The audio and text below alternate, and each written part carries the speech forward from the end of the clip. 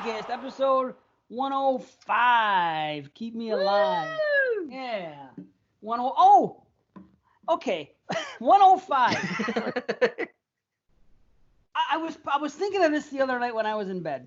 I was getting ready to go to bed, and I was thinking about the show. I do think about this show much more than I should. I'll be honest with you. But here's the thing. How come people say 105? You guys say 105 when you're talking about numbers? Christian says 1010. Didn't he say that? One time. I said that last weekend, and you're like, 1010. I'm like, holy fuck. Oh, 105. What, versus 105? And then Mike with the fucking beard out to he looks like a wizard from every fucking Dungeons and Dragons game I've ever seen in my life. He's making fun of my hat. This prick. Everyone likes the hat. Who is? Mike. Mike Merriman? Yeah. He looks like Rusev. Do you know who Rusev is? Anybody? Probably not. You brought up Rusev last week. I always call him Rusev. He looks like the wrestler Rusev now. He didn't used to. It's just like his latest incarnation of Mike. That's what he's looking like, you know? He's been repackaged, so to speak, like a wrestler. Repackaged. You know how sometimes wrestlers get repackaged? You know what I mean? They're doing one gimmick and then whatever, they go away or they get hurt or they come back and look like on Hulk Hogan became a bad guy, or you know what I mean? Guys get repackaged. So I think people get repackaged in life sometimes too. You should repackage that beard and just comb it over its face. Nice. I would like a new package. I would like to get repackaged. Back to this again. Hey, 3 minutes. 3 minutes. 3 minutes of 10 to 13. I say 105. Yeah. Okay. So you say 105. I just said 105. I think I've been saying it right along. 101, episode 102. Isn't it odd though that nobody ever says 105, 101? You know what I mean? Episode People 105. Yeah, sure. It's the easy way to short form, but no one says 105. They say 105. That's what I'm saying. Yeah, 10. It's a zero. It's not a fucking O. It's not a letter. It's a number. Or it's not a number. It's a. You know what I mean? I just. We do that with addresses also. We do that with addresses also. Like my address is 202, but for 40 years it's been 202. Even though it's not an O, it's 202. Isn't it weird? It didn't occur to me till I was laying in bed and pondering that the next episode is 105, and I was like, 105. I was thinking that's a little odd. That's all. It didn't dawn on me until you just brought it up. Now you were messing with me. Is this episode 105 or? Oh. Damn it! Look at that background. Right into your mouth. Oh, that's what he was doing. I thought he was scratching himself. Oh, okay. He's masturbating and he came right in his face. Oh, he was masturbating. I thought he was scratching himself like I was on heroin. Like something you'd think when you're on drugs. I don't know. Well, I'm on drugs. His scratching face and his masturbation face are the same. I thought he was scratching because I was thinking he was Mr. Salty. You know what I mean? Itchy. I'm very itchy. Something about the position you were in. Like I just saw it on the side. I look at you were scratching. I love that you guys can't see yourselves this time. This is beneficial. This is better. What are you, a fucking chicken? What the hell is he doing? He's covering our faces. These faces on either side. I got every. Christian, would you mind sliding over to your left a little? There we go. Look at that guy right there. Yeah, look at him. Yeah, we gotta figure out a way. Mine said Skype update, so maybe I could figure out and have a different background. Who knows? My background. Do it now. Yeah, do it now. That'll be the day. As soon as we finish, I'm gonna do that. Customize these. Maybe I'll customize it. Customize what? I'll give you one that has your. Well, no, but then if you have your face in the middle, it doesn't matter because you're blocking it anyway. I'm gonna have something. Logo. I'm listening. Can you tickle Dave's chin a little? Just don't put nuts on those chins. It'll be all right, you know. Make him a ball chinny. You should see what I do when I'm not on. When we're not recording. Balls are the least of your worry. Right? Right. He's going upstairs grabbing freaking dildos. He's going like this. He's putting his ass on the face like this. Oh, that's great. This is why. Look at the grin you have while he's doing it. May I have another? This This is why people listening really have to take the time, if they can, to watch the video, because, I don't even know what the hell I'm saying. I think I'd have a different background every time. Can I just get the audio version?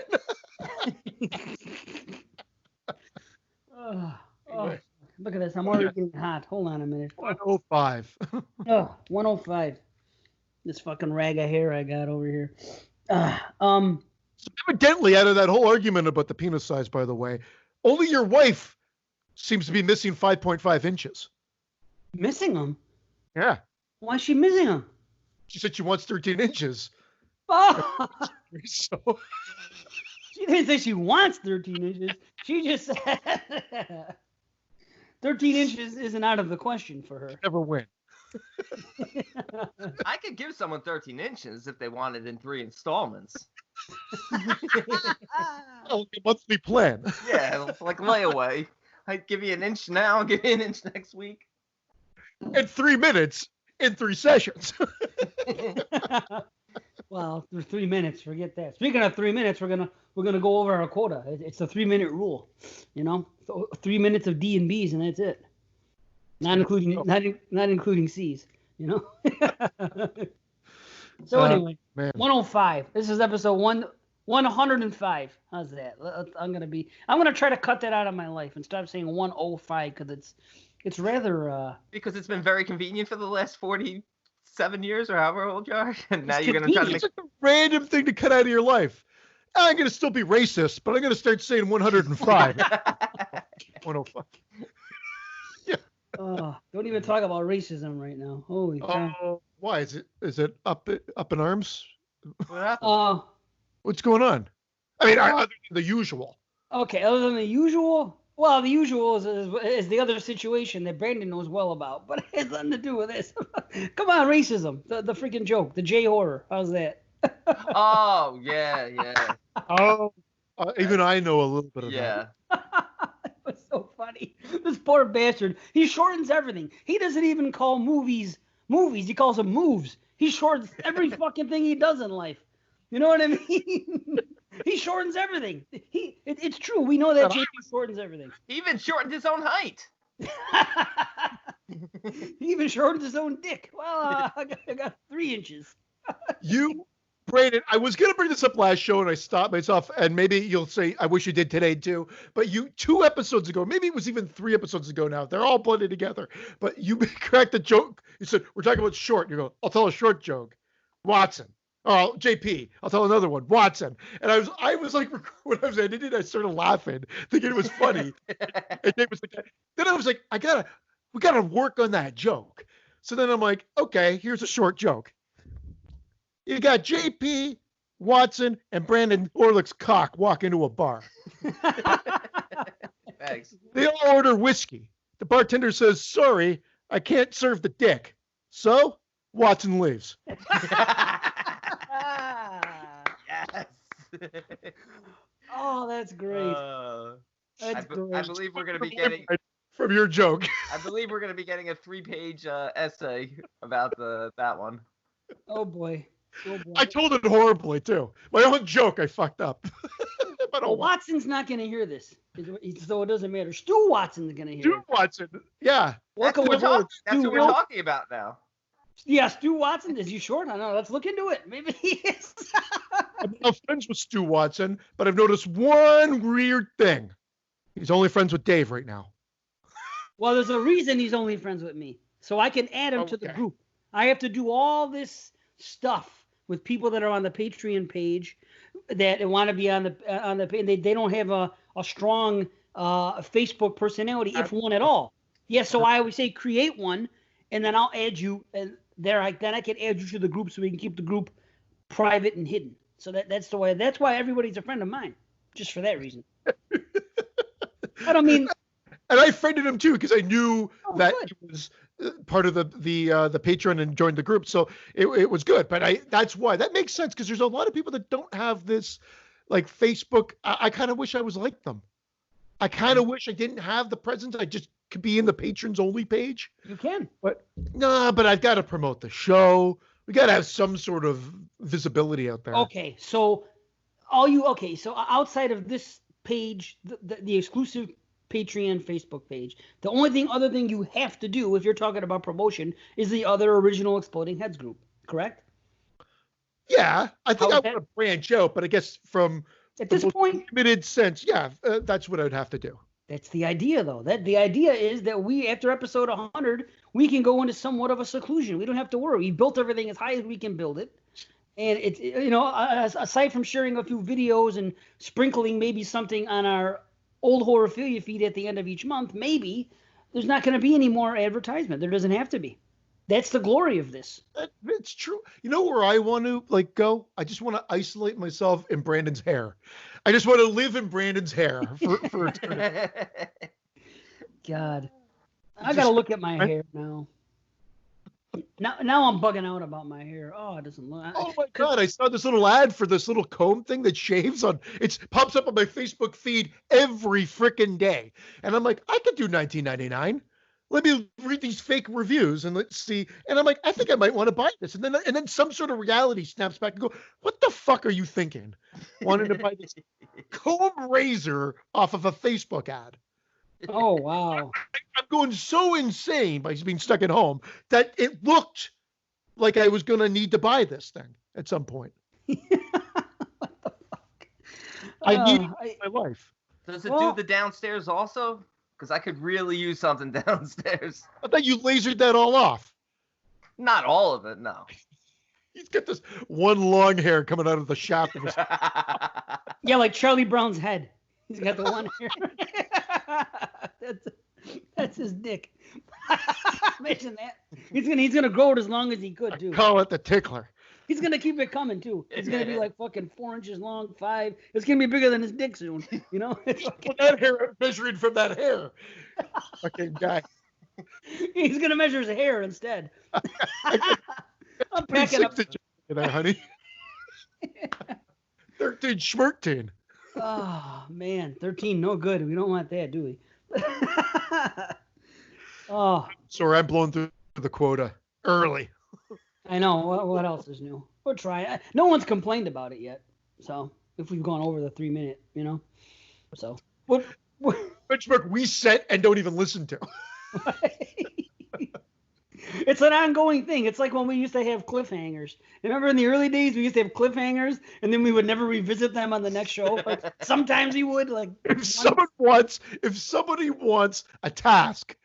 Because everybody said, I went back and I had the Slasher show on repeat. I'm now going back and listening to the Jello show. I love hearing that. That's fantastic. Yeah, me too. I feel like I'm the one that's listened to the shows the most because back in the day with the editing and everything like that, you listen to it in real time. I go back and whatever, and then you make sure you listen to it afterwards and make sure it all came out okay.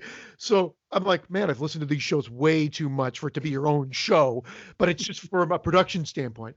But it's great hearing this. Now, what we need is someone to go back and write down every cliffhanger and if it's been answered or what needs to still be answered.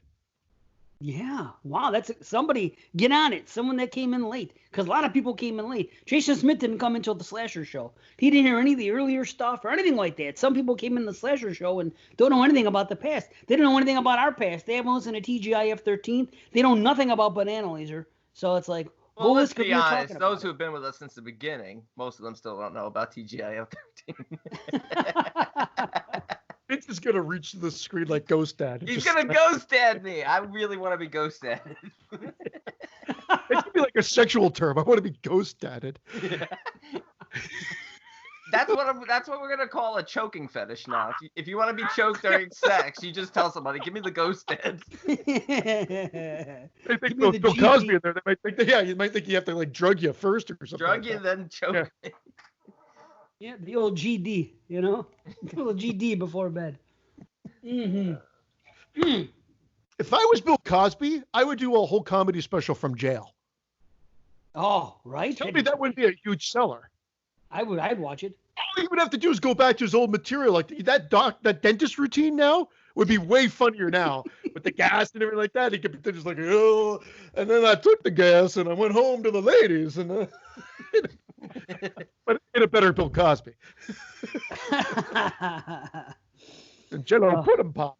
Sorry. Anyway, you should do it from jail. I don't know where that came from, but that would be marketing genius.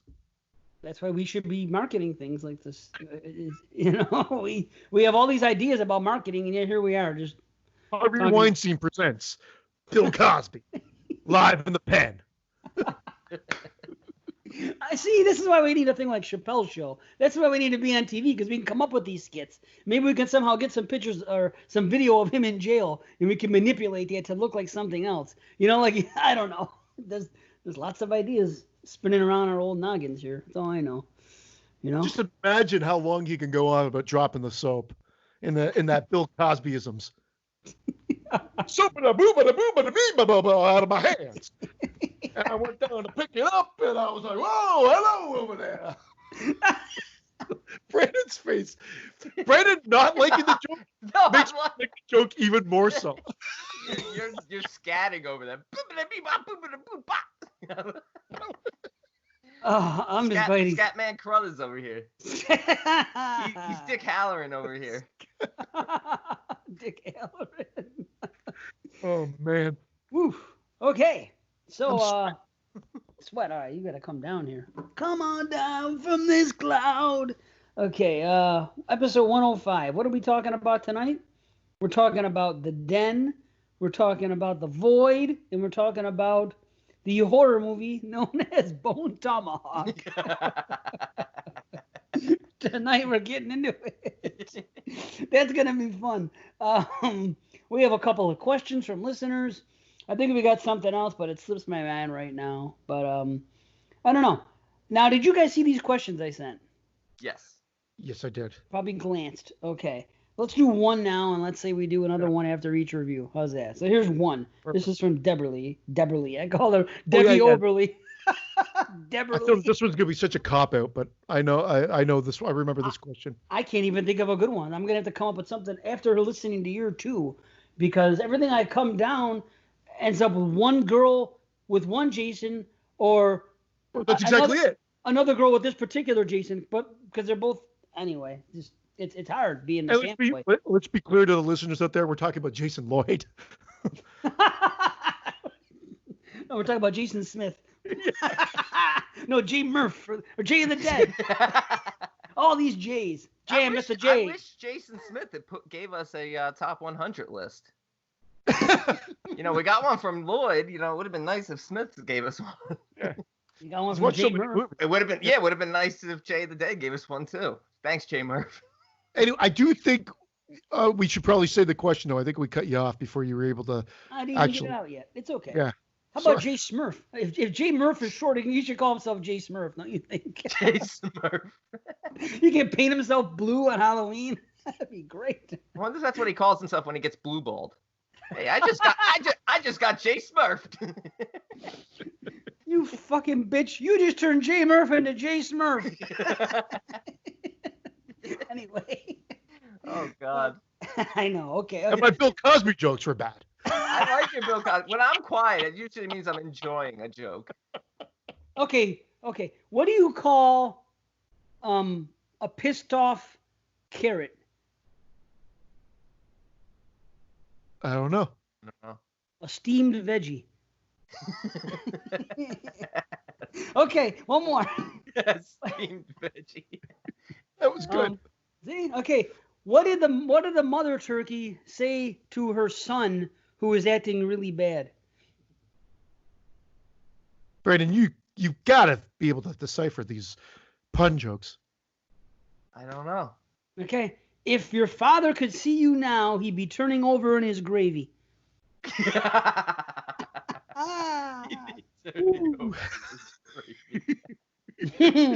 awesome. Brandon jokes from Dave Z, ladies and I'm gonna be gentlemen. using those. Those are great. I know you would. Okay, let's get out. Debbie Overly, this is her question. If you could pick one final girl and one Jason to face off from any of the Friday the 13th movies, which ones would you choose? So let's get a scenario and put them together. This was so hard for me because I'm so attached to everything part 2 that it's hard to pull anything away from there if given a choice. I did the easy one. I took Jenny from part 2 and put her in with Jason from part 4. Here's why that wouldn't work. Because Tommy took her gig in part 4. So what is she going to do? If he's doing Jason, Don't You Remember, Well, I guess they could double team, but it'd be an awful. What kind of movie is this? They're double teaming Jason. You just Jay Smurfed me. Look at Dave. Dave was like, No, Frankie's saying something to me. It's got to be something funny. What is she on the ceiling? Oh, Did she tell you the Tootsie jokes? Frankie get told me Frankie, get off the ceiling. Frankie can't hear. She's down here. She came to whisper to me that the ice cream truck is back. The ice cream truck in the middle of COVID, right? Yeah. What we're supposed to do, and the ice cream truck came last week, and of course It's I got not terrible. It's not terrible. I have no money, Frankie. As long as the guy's wearing the mask. Yeah. And But he goes in with his bare hands. No, you got to get something that's wrapped up. You got to get something like a Choco Taco or a J Smurf. Goes in, put him pop. Smurf. I feel like the J Smurf is like the perfect name for an ice cream treat. Precisely. No, but isn't it weird? That's what I did though. I had to get a confectionery. You know, I'm talking about those ones that come on the stick that you can only get them from ice cream trucks that have. Dude, you're definitely gonna get COVID if you're eating ice cream with cum on the stick. No, there's no cum on it. It's confectionery. It's on a stick. It's wrapped up in a thing. It's all good. It's good. So that one I got because I can't help it. When that guy comes around, I gotta get those ice creams. It's simple. Well, because you can't get them anywhere else. It's true. You cannot get his mission in life. I gotta get those ice creams. Well, you can't get them anywhere else. There's only people that carry them are the ice cream. Kill my firstborn from one of those. Do you go up to him like a drug addict, be like, you got any of them ice creams? Well, you know what? I ask him. I run after. I said, listen, which one of your confectionaries is flavored cherry? I don't care what it is. Which one of your confectionaries is flavored cherry? That's what I say. So we got to look. All they know is they want an ice cream or not. Like they don't know their product. Yes, they do because it says that on the cover of it. When you take it out, it'll say what it is. So it ended up being Powerpuff Girl cherry. So I got a Powerpuff Girl. I don't care. I want cherry confectionery. I think it's one of the best tasting things there is when it comes to sweets. But you can only get it from them. There's nothing. It used to back in the day. It used to be Froze Toes. You guys remember Froze Toes? That big foot. And on the big toe there was a gumball. Remember that thing? Yeah, Froze Toes. How about Bubble Play? Did you have Bubble Play? It was the baseball one. It was like a baseball, like a catcher's glove. Yes. And there was a ball in the middle, and on that ball it would say like, strikeout or pop fly or whatever that. You know what I mean? It was a little baseball. Collect them all. Yeah, don't eat them or nothing. Christian didn't have Froze Toes. He had Ice Cock. Yeah. Oh, beautiful. Delicious ice cock. Both the testicles were gumballs. Perfect. Oh, that would be something. Adult. Left and right, so you knew which ball you're sucking on. Yeah. I get both of them in my mouth first. And the mushroom cap was a cherry confectioner. I'd eat that cherry confectioner. I don't care what it would be. With cream in the middle.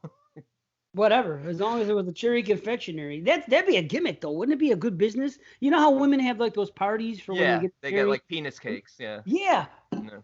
Confectionaries based on penises and things like that. That'd be great.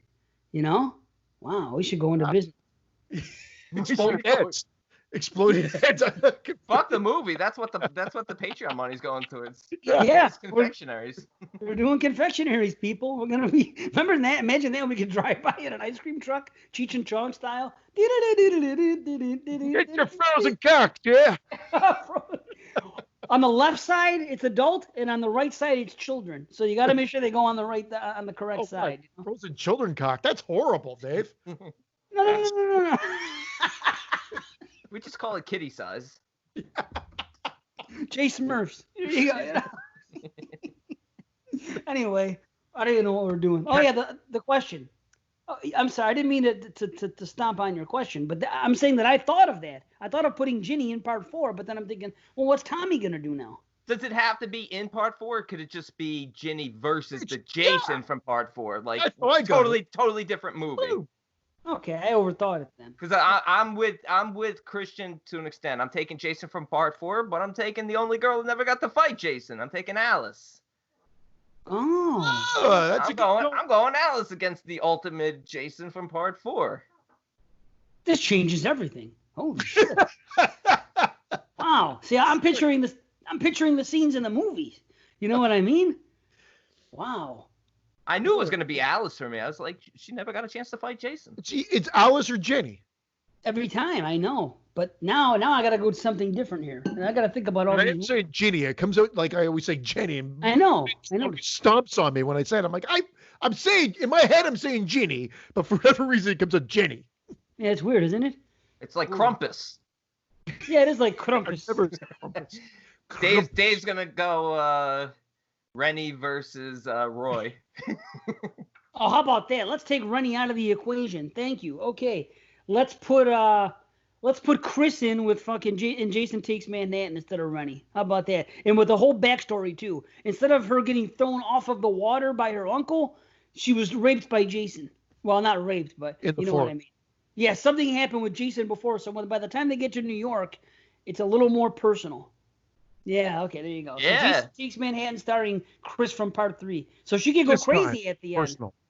Yes, this time it's personal. So at the end, she could be doing her thing. See, you know, she would go, keep me alive. You know what I mean? In the sewer.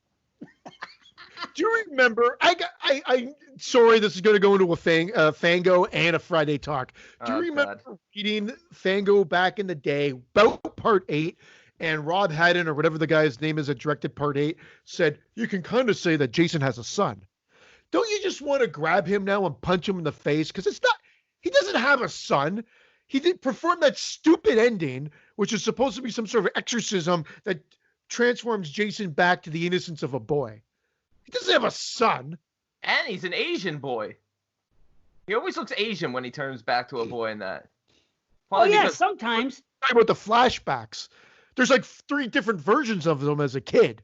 Yep. But I'm talking about when he's just a boy floating in the water at the end. I'm just a boy floating in the water asking you to love me. Love me. Yeah, he is. There is the one that looks Asian. One of them. Yeah, right? Yes, I agree with you. Yeah. Damn it! I had something so funny to pull up here and show C, and now I can't seem to find it. Damn it! Oh well, it was something that was said on another podcast about a movie. Oh damn it! Well, I'll try to get it later. But April 24th, it wasn't there. For some reason, it's not there. It's got to be the April 29th episode, but only 24 is coming up, and I'm getting a little bummed out. But I'll get back to that when the time comes. What are you going to do? Son of a bitch. It was a funny thing, too. Okay, so anyway, maybe we should talk about our movies, who selected them, who did select them. Hold on a minute. I got it all written down on the other page. George. Are we going in order? If it is George's one? I like the name George. George. I ate Christian's arm. Do that again. Yeah, Oh, wow. Oh, it's bleeding. It's fucked up. Damn, dude. I like the fact that we can give him a song, you know? George of the jungle, strong as he can be. Did you just come up with that? Yeah. That's brilliant, man. I've never heard that before. Watch out for... Oh, he doesn't even have a movie on this episode. I was going to see the movie. George doesn't have an episode? He has an episode, but not this one. Why would his parents name him George if their last name's George? So they could sing that song to him all the time when they're mad. George. Come and clean your room. No, bitch. Watch out, I'll beat your ass. No, bitch. Actually, George was on Killer Workout, so that was last episode. So we should have sang it then.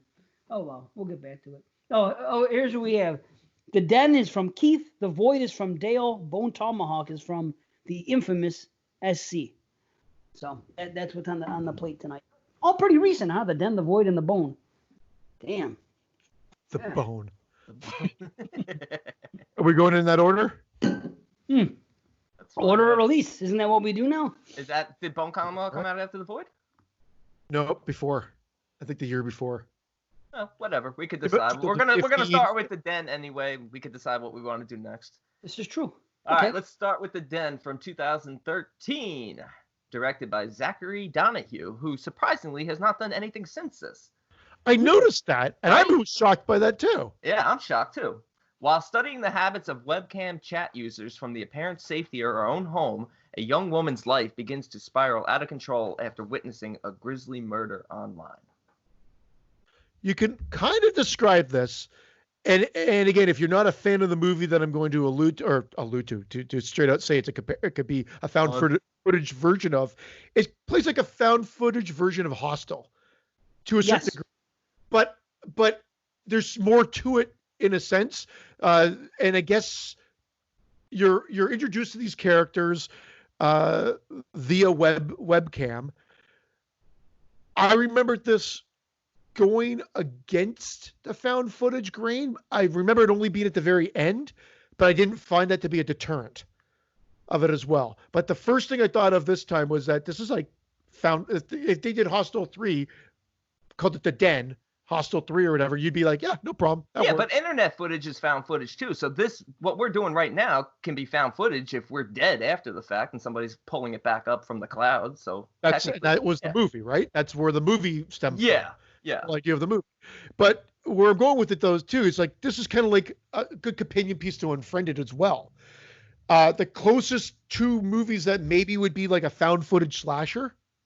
What are you laughing at? I'm laughing at you. I feel like you bring up Unfriended like every single episode. I love it though. Like I like Unfriended too, but you fucking love that. Did it make your top 20 when we did the top 20 found footage? Was Unfriended on there?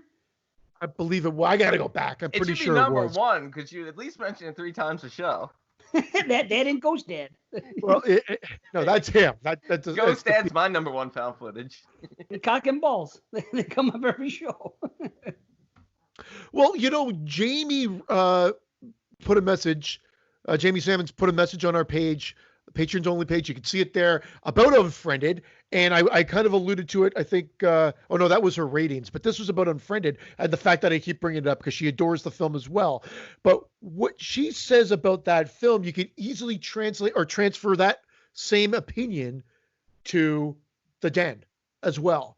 And it's about our actions and what we do online can have consequences as well, which this surely does. Also, but it's beyond our control because I don't feel like she does anything that dramatic, Elizabeth, in this film. She's actually pretty smart about it, but just with the way technology is and how some people are just beyond smart with their computer technology and how sinister some people are, it just kind of culminates into this really good found footage horror film. True, I guess in Unfriended they're not necessarily likable people. Yeah, and there's that aspect here. She's more coming from an innocent standpoint. Yeah. But it's just about once you're out there, us now, you're out there, and this you don't know what is happening when people are watching this, what they're doing with it, how they're able to infiltrate your life. However, like we just have a cool group of people, but who fucking knows? I got freaked out watching this, not only because it's a freaky movie, but because I watched it on April 29th, and that was the date stamped onto the murder video. Same here. It was crazy. Yeah, Dave was watching too. I was like, I watched it the day before, I think, right? Yeah. You're like, oh my god, this is gonna happen tomorrow. Exactly. I gotta warn Pia. I gotta warn Pia girl. Yeah. Pia girl. Is it Pia right. girl? PYA girl. Yeah, I guess Pia it is girl. Pia. Pia girl. Yeah, you know what? Golden shower girl didn't sound as good. That's why they went Pia girl. Oh man. Well, obviously this one was picked. This was on the top 100 or no? No, it was not. It missed out. It was close, but it did miss out. Number one, like I said, I think on that show, it's probably a little bit underseen. But this was taken from. Yeah, it's on your list, found footage. It's on my found footage list. It was one of the original ones that said, check it out. You gotta. I'm not sure if it made my list. It might have left it off strictly because of the rewatch value for me, because I find it so disturbing. But I had another great experience watching it this time. It's like I've come up on this one the way I did with The Bay. And I mean, the detail in this one is also fantastic. Not quite Bay level, but really well done with the detail and the gore. The gore in this. I mean, it's not like it's not overdone. I mean, you compared it to Hostel, yes, but when they show gore or in any effects they use in it, really well done. Realistic. Very realistic. Yeah, it's not gore necessarily. It's more like just like the use of blood. I mean, when I say gore, but done well. done really well.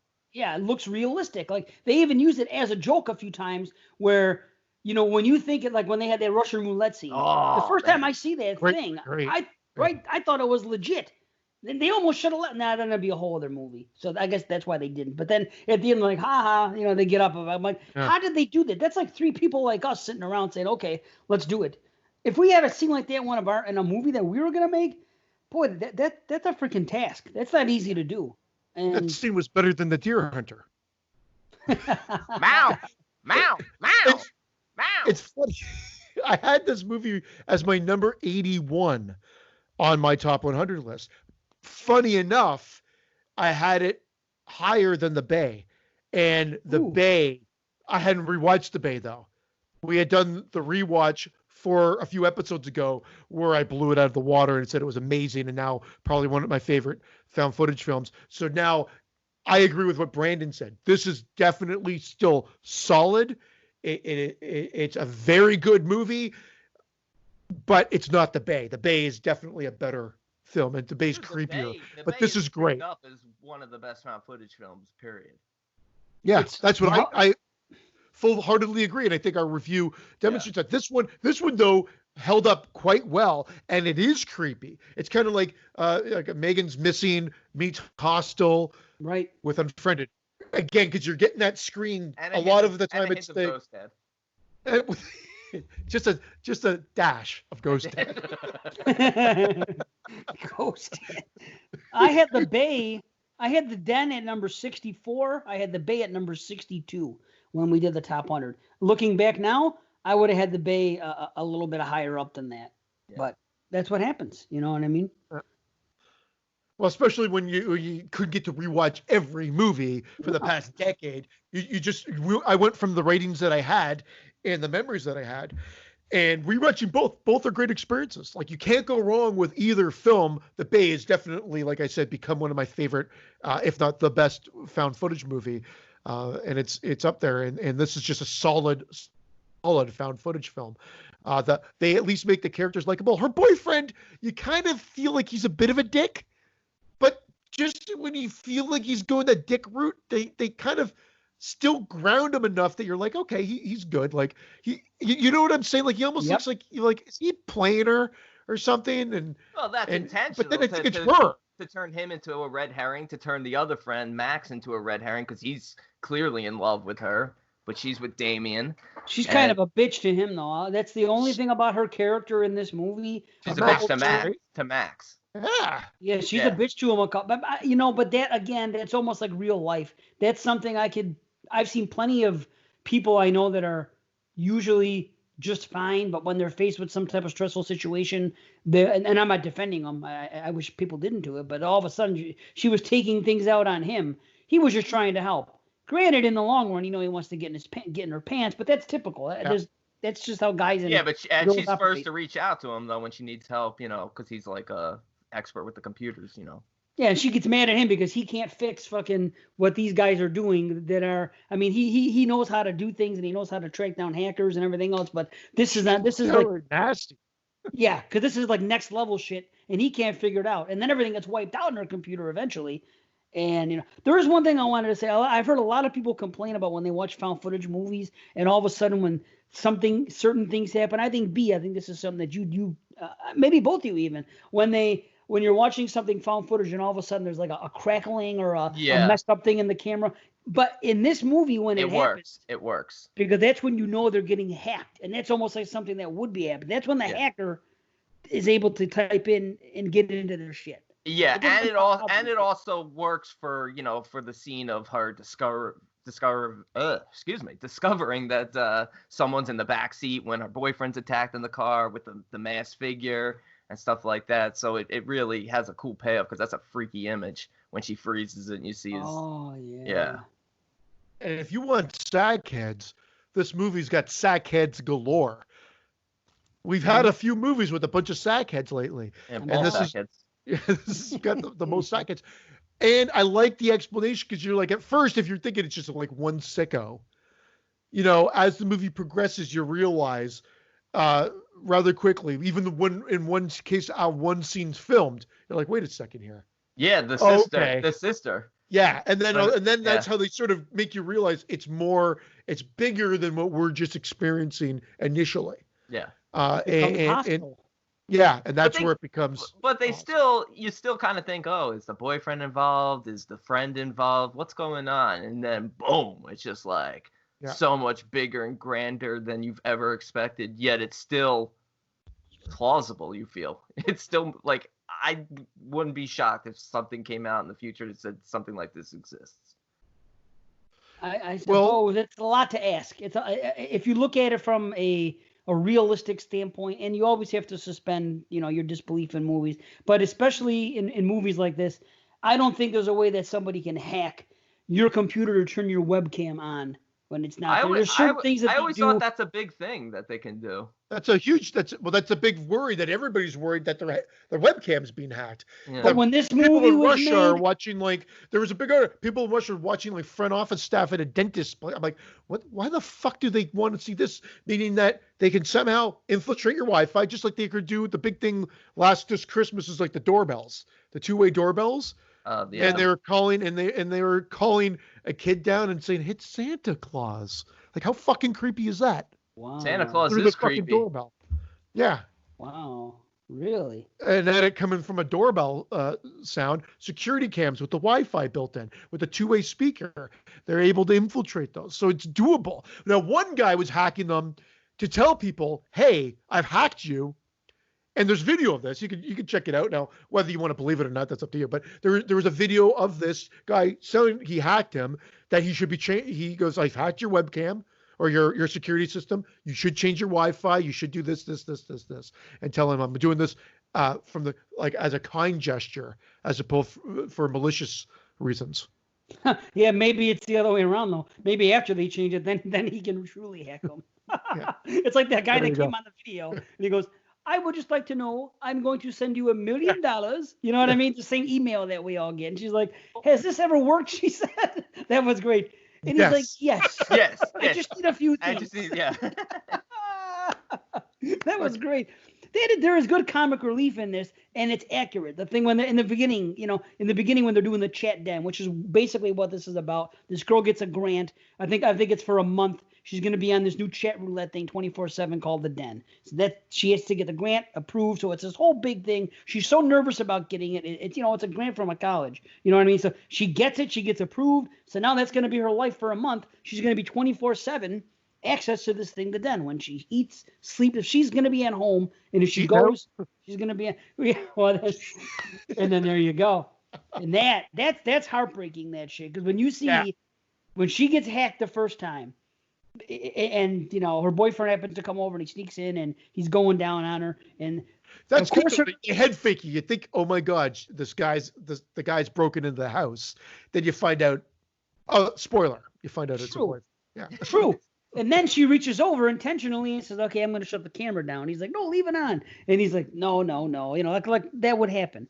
But then the hackers get in, and that part's fucked up. They let you know what's happening. Honestly, in retrospect, I almost wish they didn't let you know that it got turned back on and that it was happening. And then when the woman, her contact at the college, whatever her name is, Stephanie or Sally, when Sally sends her that message, that email, and it says, get back to me now. And then she does, and she goes, what's the matter with you? He goes, this is inappropriate what you did. And they find out that the hackers took the video of her having sex, and it got sent to all these, important people that are funding this freaking experiment. And she's like, this is inappropriate. Then by then she's all stressed out. She curses, and then they're like, well, she didn't even question that she might have been hacked. She's like, you sent this from your email. Yeah, that's what people would do. I'm sending you a sex tape from my email. I just worked so hard to get this.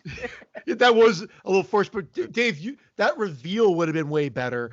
But I think the movie was going for that shock moment of as you're watching it going into the email and being all remotely done, how extra creepy that is, that they don't just have access to the webcam, they have total control over her computer. It almost gets to the point where you feel like you could just do this, put the screen down, and then the screen would just go Remember? Imagine that. And then turn back on. Oh, no, you don't. Yeah, that's all she had to do was reach over and put the screen down. Well, that's why they've got the web covers now. Like my Mac, it's supposed to be high tech or What whatever. now? Like that. The web covers? Covers, yeah. That's just like a guy that goes like this into the webcam and then just Wait, the stand Spider-Man's up in again. We like when you disappear. How does my cock look? Oh no! Yeah, Wow, look at that. He's a ghost. He's ghosted. There's no cover on my webcam, but tons of like my word for work has an actual switch that you just shut it off You're making internally. us dizzy. What are we playing really? fucking charades here? So it just has a switch. You don't push the camera, the thing down, and something just comes up and goes like that. And that's it. It just goes. Yeah, you got it. Yeah. It slides across and covers it. Well, that we okay. also gave them work. No, there's ones that you can attach to your thing and just switch them off. But my actual laptop has a built-in. So does mine. My desktop has a switch that you just push across and it covers it. So even if the Wow. camera comes on, this is all they'd see is my palm. Wow, how about that? All hairy. All Yeah. Do we have any question listeners? Because I want to know why they want to hack and watch like front office dental staff perform during the day and stuff like that. I don't know what voyeurism is a fetish in itself. It doesn't matter what True. you're watching. I think it's just Yes. the idea of watching people that don't know they're being watched. Yeah, I think guess. so. Yeah. And in this case, we learn, in the end that this was much grander than you could ever have imagined. And I don't know if some people are turned off by that ending, Oh, I think but it's I great. love it. And I think the idea talking that she about gets. what the ending- What's that? Sorry, Brendan. I just want to confirm. Are you talking about the ending of the grandiose size of the whole organization? Or are you talking the scale, end? the scale, Okay, the of scale. It, the scale of it. But I think the scene where she gets basically gets her grant revoked is pivotal because right after that is when things really escalate. That's when she takes it to the next level and realizes something is really wrong. She starts reaching out to the friends to try to find her boyfriend. That's when she gets And her friend goes missing. her friend's missing. At this point, she gets the view of her sister being attacked, which is horrifying. The knife to the baby bump and all that. I was like, if they killed her, dude, this movie would have been next level disturbing. You know what? What about the clearing out of his apartment? Oh, That's terrifying. Oh. It's terrifying, but it's also the most probably unrealistic, maybe not the most unrealistic aspect, but within a 24-hour period, this apartment has been cleared out, but nobody, neighbor-wise, seems to know what the hell's going on. I justify it just because of the scale of the organization. It'd be very easy to Get a mover's truck up. yeah, there, and there you go. get three of them. I mean, No questions, like no neighbor going, you know what? Yeah, we saw a mover's truck here yesterday. Like they didn't even work that in at all. well, even Which even the cops and the detectives got killed, so it wasn't even like they had an opportunity. This is just like so True. huge. And the cops were very dismissive, and I understand to a degree. I mean, what can you do about online? I don't know. I understand why the cops were dismissive for once. I think that's how it would be. They're like, this is not a crime. Just because the guy's house is empty and because you don't know where he is now, it happens. People go on the lam. People break up with their girlfriends, or maybe he's ripping you off and he took off. This happens. If they got involved in every little thing that way, that's not really their department. These are just local cops. So I understand why they're dismissive and why they think, well, this girl maybe she's getting played, or it could be many things. I get all that. It makes sense. It's kind of next level from Hostel though, because in Hostel, somebody gets paid, somebody pays somebody to pick somebody out and torture and kill them or do what they want to do with them. This, not only are you watching, what's happening to one person, you're seeing how it affects their friends and loved ones around them. Yeah. That is a narrative. Story. That's the creepy part. That's why that ending where it becomes not found footage and we break out of the mold. What question that raises is it almost turns it onto us. Like we're kind of just like this guy that watched. Now we've decided we're going to watch a horror film. He's actually watching this and paying for it, and then wanting to buy someone's whole story with the backstory, the friends. Like it tells you the description. I actually freeze framed it and watched what the descriptions were at the side, and it's even creepier because it mimics every site that you've gone to. That if you've gone to like a porn site or whatever, it looks exactly like that. But the downfall is it's all about death. Yeah, they have 8,000 Yeah, current videos, 7,981 current videos. Wow. Some of the video that they were watching of Liz that played out had like 13,000 views. And did you notice that the video that the guy purchased at the end for $99 was of the friend that she was talking to earlier, the British girl? So she became like they were watching her video, and then within that story, they found their next victim. And then Liz, go ahead. What? I'm sorry. No, what were we gonna say? And Liz became PYA girl, Paya girl. Yeah, Liz That's how it became the keeps new going. Paya girl. Yeah, and now this British girl becomes the next Liz, and eventually she'll be Paya girl to the next one. Yeah, it just keeps building from there. But another thing with these guys, sort of, making their way into every facet is one of these guys who works for this organization is with the cops, because when they're collecting the evidence, he takes a laptop. Well, he throws the camera down. Yeah, and then goes to pick it up later. Yeah. So that was it. That's when they leave, he actually puts the camera down and it continues to record, and then he goes back to pick it up as evidence later, and then he throws it in the back seat, and that's where the mask is shown. Yeah, you see him recording the detective and her walking out of the car. That was at the sister's house. That wasn't scene even creeps me out. Yeah. That fucking scene at the sister's house when the cop, we don't know it's a cop, when the guy is questioning her and he goes, you're pregnant or something, should the father be here? And she's like, the father's not in the picture. And he goes, well, maybe he should be here or something, and she's like, well, that's none of your business. And right then you realize that this guy is responsible or partially responsible. At that time in the movie, you don't know how deep this goes, so you don't know. First time I'm watching and I'm seeing this guy he's masterminding the whole thing, because what do I know? But at that point in the movie, that's what's creepy. Anytime the killer is inside your house pretending to be somebody else and questioning you, that fucking creeps me out. It's very creepy and disturbing, and only on looking back at the film can it be considered maybe a bit of a flaw, because really he's putting a spotlight on him because he's obviously in the force. I know that most of the detective staff here get killed, but if someone was to, if this site, which is obviously accessible because you can purchase things for $99 and watch stories, they're going to see that this guy is part of the investigation because it's part of the actual story we just watched. That's true. And you know what it is? He probably gets off on it. Like the first time you're watching it, you know how some serial killers are, where they like to almost put themselves out there in a position. Yeah, it gives them a rush to do that. So maybe this sick bastard, I mean, in retrospect, that's the only good way to look at it. He's getting off on being in this syndicate. Man. Yeah, I'll buy it for sure. But I hear what you're saying.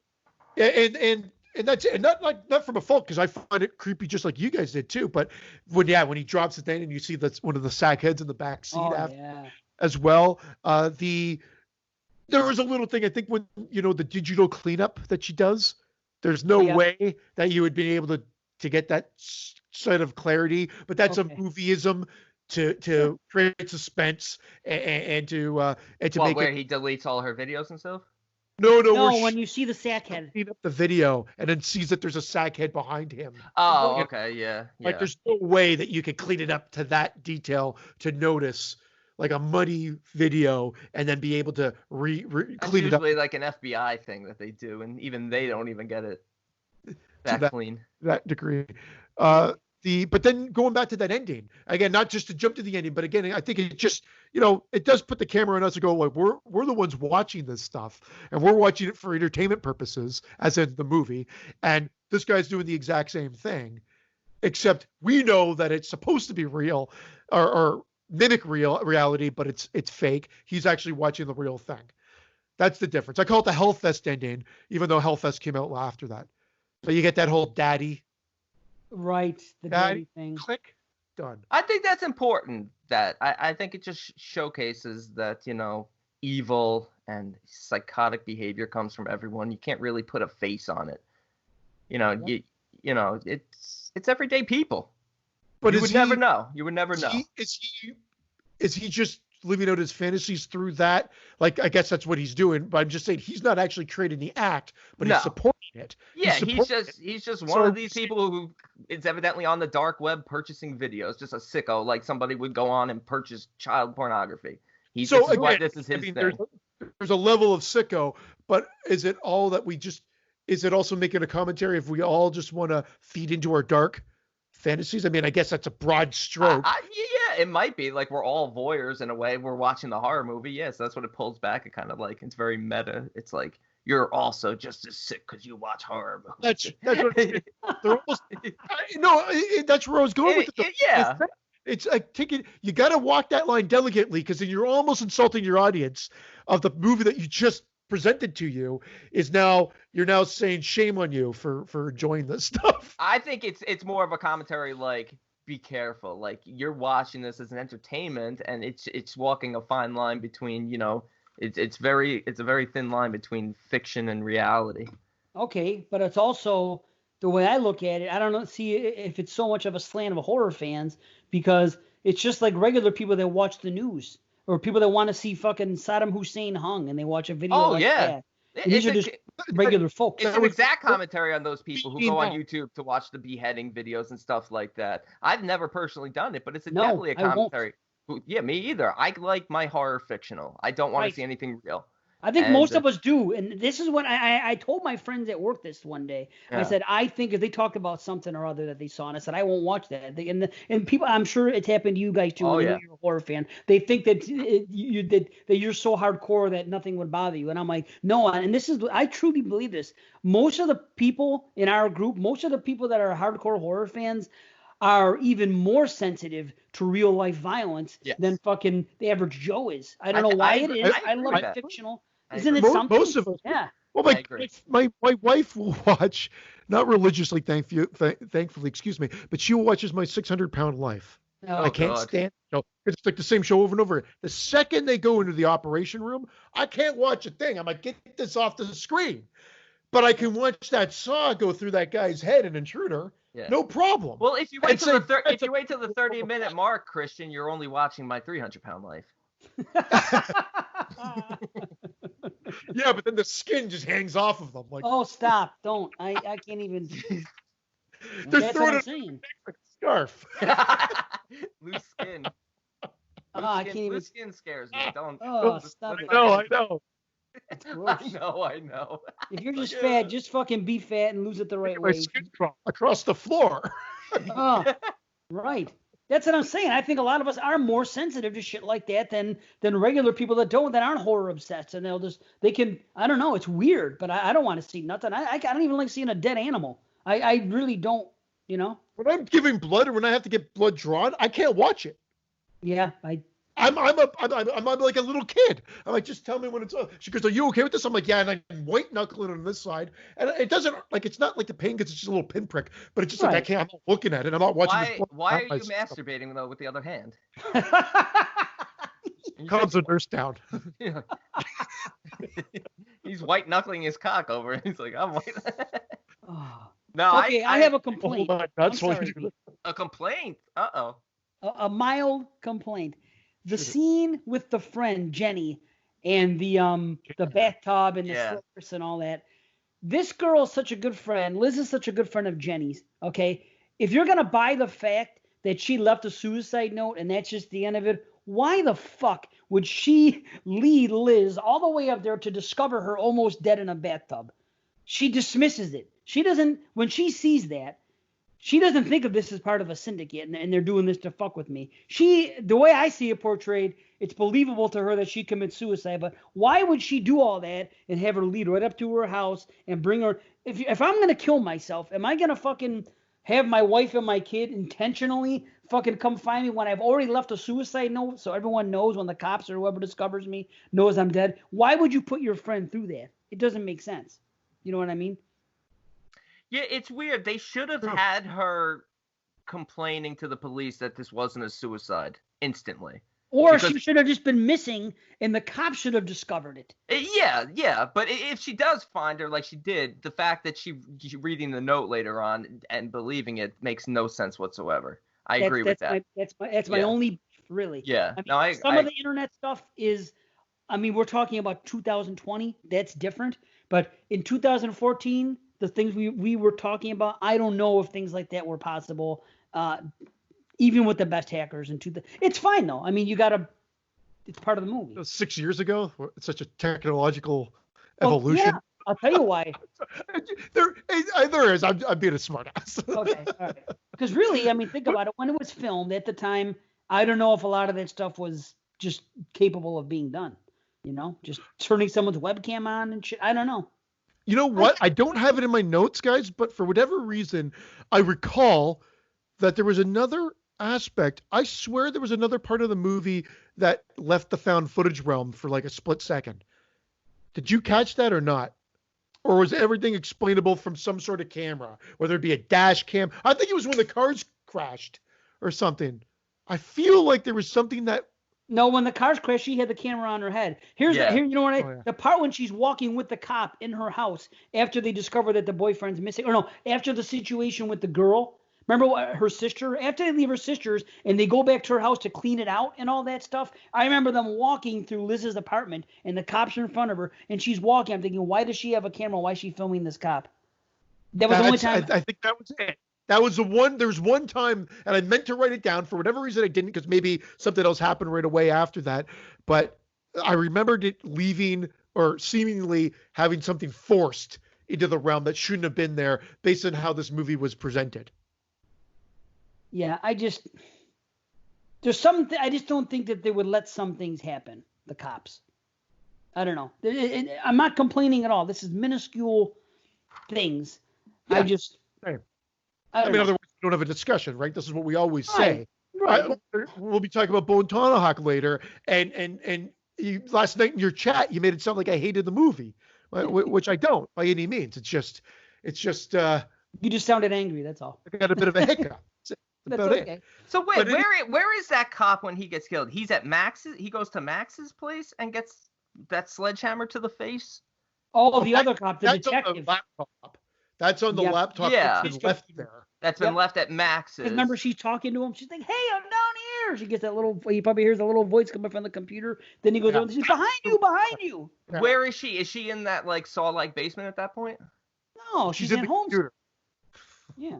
She's in the computer. Why would she be in a basement? Because she was in the basement in the next scene when she was taken. No. This is before she's taken. She's just trying to tell the cop that fucking he's about to get killed. You think she's worried about fucking him? She's back at her place, and after the cops gets killed, that's when she gets attacked and she kills the first guy. I can't remember the entire timeline. All I know is that at that particular moment, she's at her house. She was at a somewhat safe place. She wasn't in danger at that moment that she was aware of, as far as. Well, I think they brought her back to her place to get a few things, and the one cop is waiting outside for her. The uniform cop is waiting for her, who gets killed. She's packing up. She sees the detective at Max's. Then she notices that the cop is dead. She kills a guy. Then she runs outside and runs into another mass killer and gets taken. And then she wakes up in that saw basement. Right. So obviously all this is before that, because she's getting phone calls from Damien, and then the one comes in, and at first he's like, "Hey, how you been?" And then they were splicing with her and everything else, old conversations, and they would go away. And remember, he kept calling her. Then one time she opened it, phone call from Damien or whatever, message. And then she opened it up, and it was the empty house, and they were just showing her that the house is empty and that the cop was looking around. It was right after the cops left. Yeah, it was right then. Yeah. They went back to his house, for whatever fucking reason. Yeah, but they still leave that one cop there because he's hanging on like the door or whatever. Yes, there's something. Yeah. Shit, there was something fucking about the movie that something else I was surprised that I don't think they would have let happen, and I can't. It's in my notes again, and I still can't remember what it was, but I don't know. Here's a perfect example. They clear out this guy's apartment. For what end goal? Just to make him look like he disappeared? They're killing half the fucking police force. They're hanging cops up on doors. So I guess we're supposed to understand that someone's coming in and essentially unhooking that police officer off the door and then clearing out her pad as well. This is Snuff 2.0. Let's not forget that these guys are creating just beyond basic snuff films. They're creating like a narrative to these stories that these people get off on. So that to me is an explanation enough as to why they're doing all this stuff to fuck with these victims, incite fear in them to get their customers off even more. So they're just making it more elaborate. This is why I love a part two that would then, like, I love when they do second scenarios. This is why with Back to the Future 2 not being on the same scale as Back to the Future, but the best part of that movie is when he goes back in time and has to avoid himself from the first movie. has to avoid himself from part 1. I love that. I love when they intermix scenarios that he's got to avoid stuff or they interplay. So wouldn't it be cool to go and see this British girl's story and what's happened then to this girl's apartment and what she's been experiencing and how it's built. And again, some of it would overlap because it has to, and where it would go from there. I would love that. Maybe but is the end result the same, or do we get more uncovered about this organization? We get both, and results the same, and we get more. Yeah. Like and if they're smart, that they give you a little bit more so that they knew that they would have to do a part 3, which then would tear the whole lid off of everything. Blow the ceiling off the joint. Boom. Oh yeah, although Hostel 2 did end differently, so I should take that back. But to add to address what you said about the cops and everything, I think that those are just reactionary kills to cover their tracks. I don't think that's part of the plan. I just think that's shit they do. As far as what they do with the boyfriend, that's part of their narrative. They know that she has a boyfriend. They're gonna drive her crazy. It's like oh yeah, no, I meant cleaning out the apartment. Not the kills are kind of incidental. They're reactionary. They have to kill the cops because the situation. There's no plan to say okay. She's going to call the cops, and we're going to kill cops, and we're going to put this. I don't think they plan on that. No, I don't think so either. Then wonderful. Steve was saying why would they clean out the boyfriend's apartment, and I'm saying that's just drive her nuts. Yeah, exactly. That creates fear, which gets these lunatics off, and they kill her friend. Right. and to fuck with her. Where's her friend? Where's her boyfriend? Where's her sister? The 3 closest people in her life all get fucked with. I like when the boyfriend's trying to tell her, like, it's a recording, this is about to happen, but she's not listening. She's all freaked out, and then he gets suffocated with saran wrap. Oh, that's so brutal. Wow. That's brutal. And you know what's scary? Every time she gets hacked, and they show old conversations she have, and then at the end, there's the one of her friend, I forget his name, and he's talking, and he goes, well, there's nothing you can do about it now, or something like that. And they put in as almost a taunt to her. Those videos they put together to taunt her are fucking creepy and so cool. I mean, the way they do it, I love that shit. Dude, they're taunting and tormenting her till the very end. Even when at the end when they kill her and then they, what they do, they cut her down and then, it's like that added torture. So while we're on this movie, and because Brandon loves it when I bring up Unfriended, if you haven't already got the idea, I know we've talked about multiple movies about what we'd love to do and everything like that, but the initial idea was something along would probably be a combination of Unfriended and this movie, but about the podcast, but it would be taking kind of an aspect of both. That was what the original Exploding Heads podcast movie was going to be. And Ghost Dad. And Ghost fucking Dad. And the thing about the beauty of that is, tablespoon of. That particular movie that you're talking about, we could actually, if we had the funds now, film at least some of it in remote areas. Well, we could do it with COVID. It's the only one. It's the only one. You could do it with COVID. You could do it without us even meeting each other, which is fantastic. That's why I wanted to do something that was true to the show, but that was actually a movie as well. And it's still something that wanted to be done, even though Brandon says, I can't act. I'm like, you're playing your fucking self. You can't just doing the show. We could, even to make it easier for him, we can just throw in a fake movie or some movie that nobody's ever heard of, some fucking YouTube movie, and we can just review it as we're doing it, and then just throw the things in. The best fucking thing I can think of right now is just to go is we film it with Dave, we film it with me, we film it with Vince because Vince was going to be part of it, and then we have someone else as Braden Orlick. Yeah, JP. I'm sure JP will be glad to do it. And Moods as Braden Orlick. Moods. That would be the best. That'd be the ultimate. Moods would be there instead of him. Yeah. But your dad is still Moods' dad. Like, everything's the same. Your dad's in it, but you're not in it. Moods. That's Brandon Orlick. Oh, that'd be great. We should do it. Moods can promote it on his YouTube page. Yeah. I'm telling you, we might get more instant hits. He has a bigger draw. Yeah. He does have a bigger draw. I admit that. We're talking to Moods later. Fuck. Sorry, Pete. You caused it. I got nothing. I love it. That'd be great. Moods, I'm hitting you up later, buddy. Please answer my fucking messages. Oh, shit. Oh, man. Fuck, sorry. That was great. Here's my note.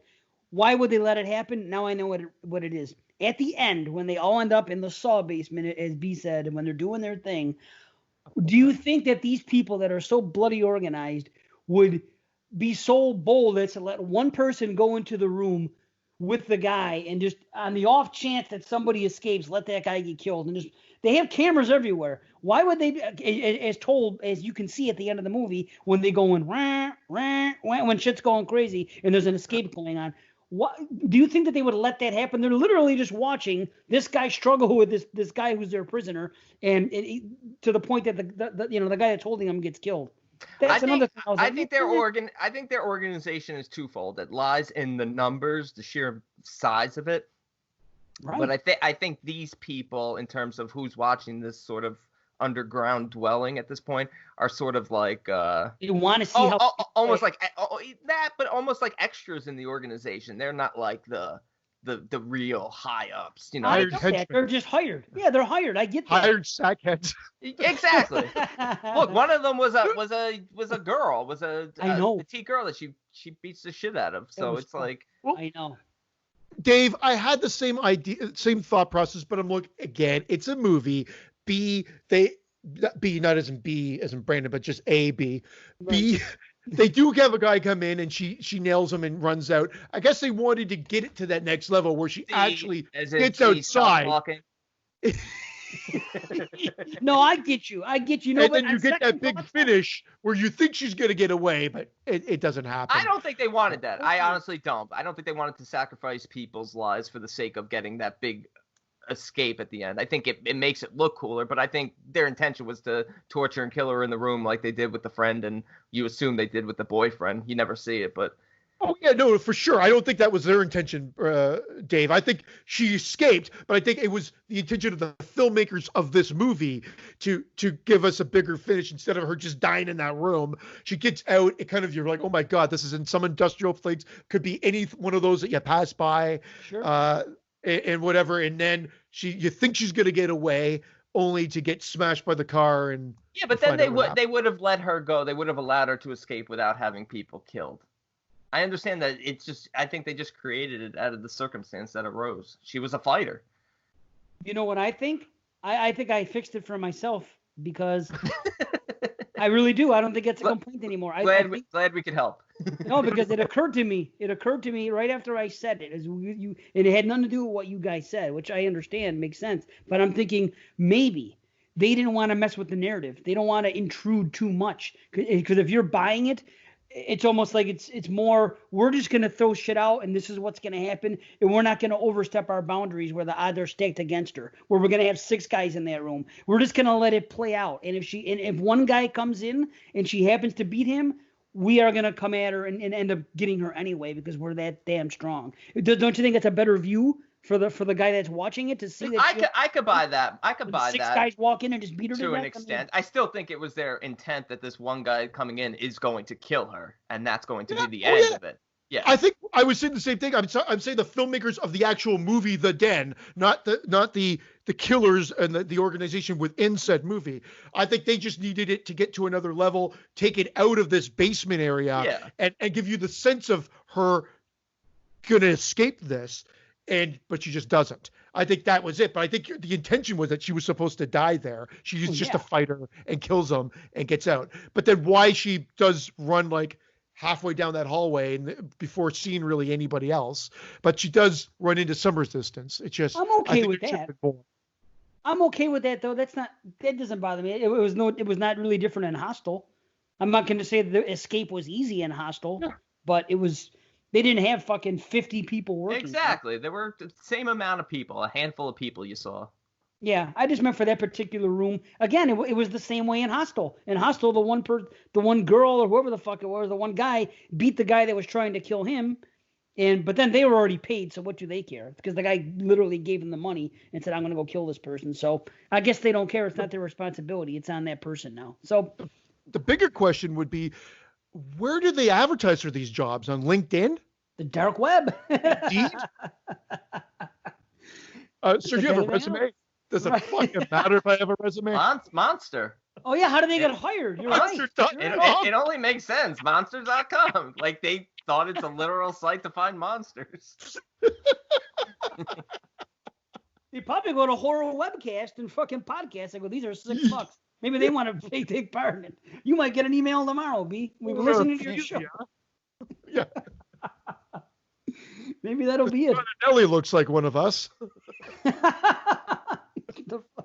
Imagine that if that did happen. If they just killed podcasters, that was a whole other. These assholes are already online. They already have a webcam present. So they're either doing this or they're on YouTube. Let's kill these motherfuckers since they like to be on camera so much. That would be an idea. That would be something. What? Yeah, vanity. It would be. These motherfuckers want to be on camera so much. They want to be on YouTube. They want to have vlogs. They want to do all this shit. Let's target those people. That would be something people would want to see, I think. Especially if they didn't like. Let's say some asshole doesn't like me. You know what I mean? Hey, I'll pay a fucking G. Let's see this guy killed. I'll give you two. It is a picture perk. I don't know if they've noticed that. Let's have an auction. Let's have an auction for Horror Fee and Legion and shit. We'll find these fuckers a hold up. Dave's severed head, just like podcasting. Here's Moods. Here's fucking Austin Schroyer. Here's everybody's picture up. See who gets the highest bid. Fucking whack. Brandon and I are still alive and hosting, but it's just puppet heads of everybody else. Oh yeah, Teflon B. Everybody loves him. Teflon. He can do fucking. Even last night we're having Skype. How come you hate Skype so much? I never said fucking shit about Skype. B said shit about Skype, but I said laughed at him. Teflon B. Teflon B. Anyway, the den. Oh, by the way, we forgot to mention. That's probably what spurred this whole thing for you, see, is Jamie making that post about ratings. Because now we've made Dave Gabbard's job a lot easier. Because now we're head rating, right? Yeah, I mean, I like the head ratings. I actually said there that sometimes my numbers change and they go all over the place. And I'll be like shitting on a movie and then I'm like, yeah, 6 out of 10 or 6.5. At the end of the day, I think we're trying to, the discussion's the important thing, and our numbers are just there to kind of finalize our thought, like kind of like the final period at the end of the review. The reality is they really mean, do we recommend them or do we not at the end of the day? So after all that arguing I did with Jamie, and I talked today at length on Watson's show about how important fucking number ratings mean to me as a listener as everything else, I've fallen in fucking line. There you go, Jamie, you win. Because there you have it. We're going to head ratings. 5 out of 5.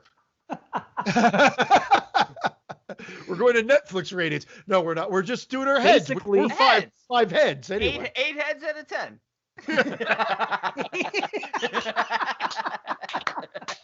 That's our new head rate. We're still giving our numbers. It's just heads. It's number of heads. 8 half-head explosions. It's perfect. That's awesome. 8 half-head explosions out of 10. Then you can know. 5.5 mild rumbles out of 10. Our house has become Grand Central Station outside. Like 50 cars have pulled up. I don't know what the hell's going on. Oh, here they come. They're going to kidnap him. They see the blood on your wall.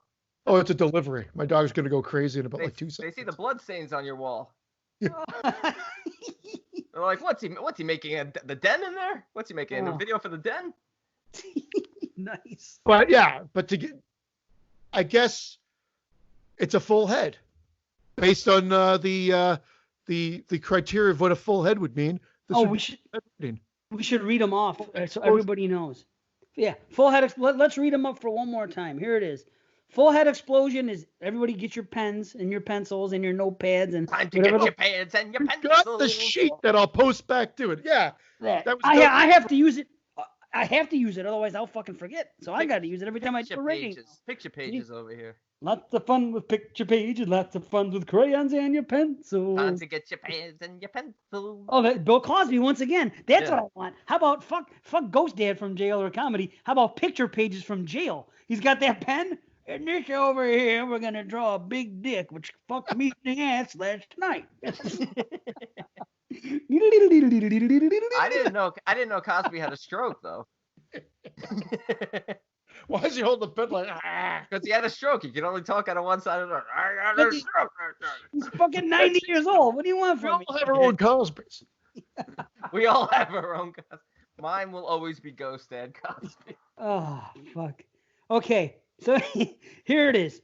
Full head explosion, 8.5 to 10. Half a head explosion, 7 to 8.25. Mild rumble, Christ. 5.5 to 6.75. Body convulsions, 4.5.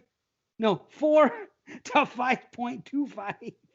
Imploded head, 3.75 and below. So basically, I renege. Back to everything will be changed. And 3 implodings would be a Hall of Flame, and fucking 3 full head explosions would be a Hall of Fame now. That's all we have to. Even if they're all 8.5, then technically. How else can we do it?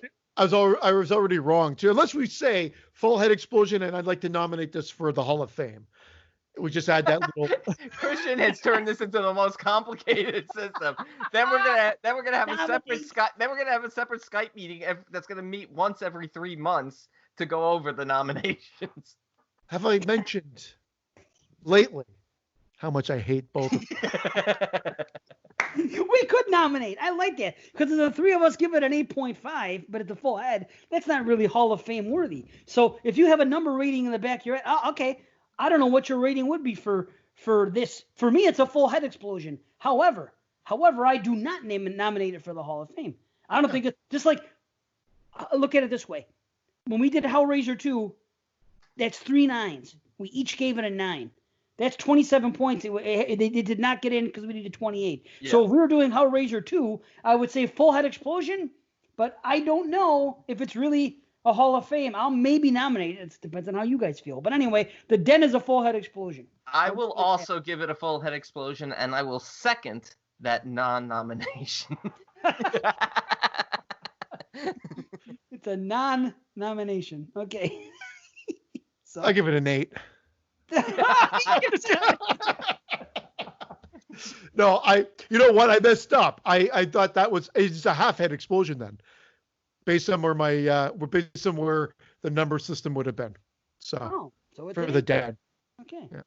Well, I was an 8.75. How's that? And I was 8.5. Perfect. There you go. The ratings come on anyway. Here's mud. 25.2. Fucking mud. Yeah. Oh fuck. 25.25 heads out of 30. Okay. Either way, go see it. That's the bottom line. If you haven't seen The Den, go see it in theaters now. Yeah. Make a great double feature with Ghost Dad.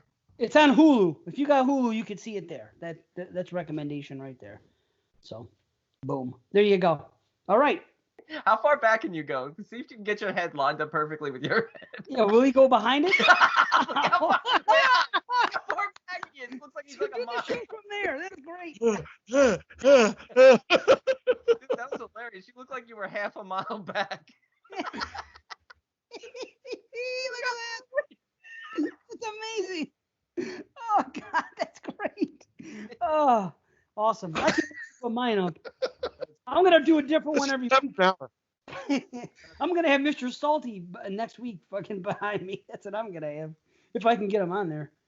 A picture of Watson? Now he's salty? You're the salty dog lately. I don't know. Oh, okay. Anyway, what are we doing? Okay. Another question is going to be, yeah. Okay. This is interesting. Okay. Topanga Lee asks, The Exorcist. Do any of you have any stories told to you by people who actually seen it firsthand at the show? Or did you guys see it at the show? How about that? She says the show, motherfuckers. I think that was intentional for you. I don't think so. I think people say the show. Topanga weigh in. Also, in the 70s, you went to the show. When this came out, it was still the show. Oh, okay. What do they call it now? The movies? The movies, the cinema, the multiplex. The cinema. Okay. The multiplex. What is this? fucking John Barrymore over here. John Barrymore. The multiplex. You know what? I mean, I don't have any interesting stories from when I first saw it. I wasn't that into this movie. My opinion on this movie changed as I grew up. This used to be one of my more overrated films when we first started the show, but I have since changed my tune on that, and I fucking love it. But I asked my father, and he saw it in the movie theaters with my mother, but he said that nothing in the film scared him because he had already read the book, and he said nothing could have been as scary as the book. So he was not affected like a lot of people were, fainting, throwing up, passing out in the aisles, shitting themselves whatever the hell was going on then, he was not affected. So it's not a great story by any means, but it's the most research I could do because I wanted to have some sort of story for this question. But at least you have a story, because I don't have one for this. My parents did not see this. I wasn't even born. I was born the year after, so I didn't see it in the theater. But they didn't see it in the theater. The one that they always talked about as being the scariest film ever made was Alien. So when I was growing up, I always wanted to say their experience with Alien was the scariest. So nothing about The Exorcist. I think it was because of their Catholicism. They had no interest to see The Exorcist. Topanga, make sure you ask about Alien next week. Okay, Christian will give you that riveting story again. And you wonder why I just want to choke you with that skin from the 600-pound life that's just lying around. With the skin. Oh, that's a gross thought there. Wow. It's not been done in a movie. What are you doing? You're like ripping your wing off. Your bingo wing. That'd be something. We've never seen that in a movie. Somebody had their fat cut off and then they choked someone else with it. How about intestines? That had to have been done. Choked with intestines? Oh, yeah. Well, look, there's... Done, right? Well, in Reanimator, doesn't the whole stomach explode? He just wraps him around him and kind of drag him in with his intestines? Yeah, I think you're right. Okay. Okay. Anyway, skin would be nice. No one's done that. Fat, you know? Yeah. Make it even more gross. Would you rather be choked out by fat that was cut off somebody or their intestines? I'd rather take a shot of my own jizz. Come to daddy. Come to daddy. I don't have an answer except that I did see it when they re-released it in the year 2000 or whatever the hell. Yeah, I saw the re-release in the theater with all the added footage, the spider walk and the smoking in the hospital. It was great. I had a great experience smoking in the hospital. I think it was in the original anyway, but everybody started laughing in the year 2000 because smoking had already been kind of banned in a lot of places, and you have the doctor and the mom smoking while they're talking about Linda Blair, they're Reagan, and they're in the hospital smoking, and people just were losing their minds in the theater laughing. I see it all the time. In the real version, you've never seen when she does the spider walk down the stairs. She's got a cigar in her mouth. And she's like, give me a light, bitch. Give me a light, bitch. And then she does the Monica Lewinsky. It was weird. Oh, see, I dropped the ball. I should have talked to my mother or my father and asked them about it because they were 74. They would have either seen it or known someone that's seen it. You know. Maybe I should call my mother and ask her. Live on the air. I'll do it. Don't fucking tempt me. I'll do it right now. I don't give a shit. I'll do it. What? Check it out. Ladies and gentlemen, we are calling my mother. Hold on. Let's see. This would be fun. She's a fucking... Yeah. So in the year 2000, did you see the re-release then, Brandon? I didn't. This ought to be good. She's always entertaining because she's so ridiculous. You're on the show. Okay, Mom. Come on. Answer. Come on. She always answers. How can she not answer? If not, I'll try Dad. He'd be even funnier. Hello. Hey, Mom. How are you? I'm good. How are you? Good. I have a question for you. I'm doing my podcast, and we had a question. Somebody wanted to know about when The Exorcist first came out to the movies. Okay. Yeah. Do you remember this time? And did you go see it at the show? Yeah. And what did you think? It was scary. No, it was really, it was strange, scary. Yeah. And some of it was gross. But that's me.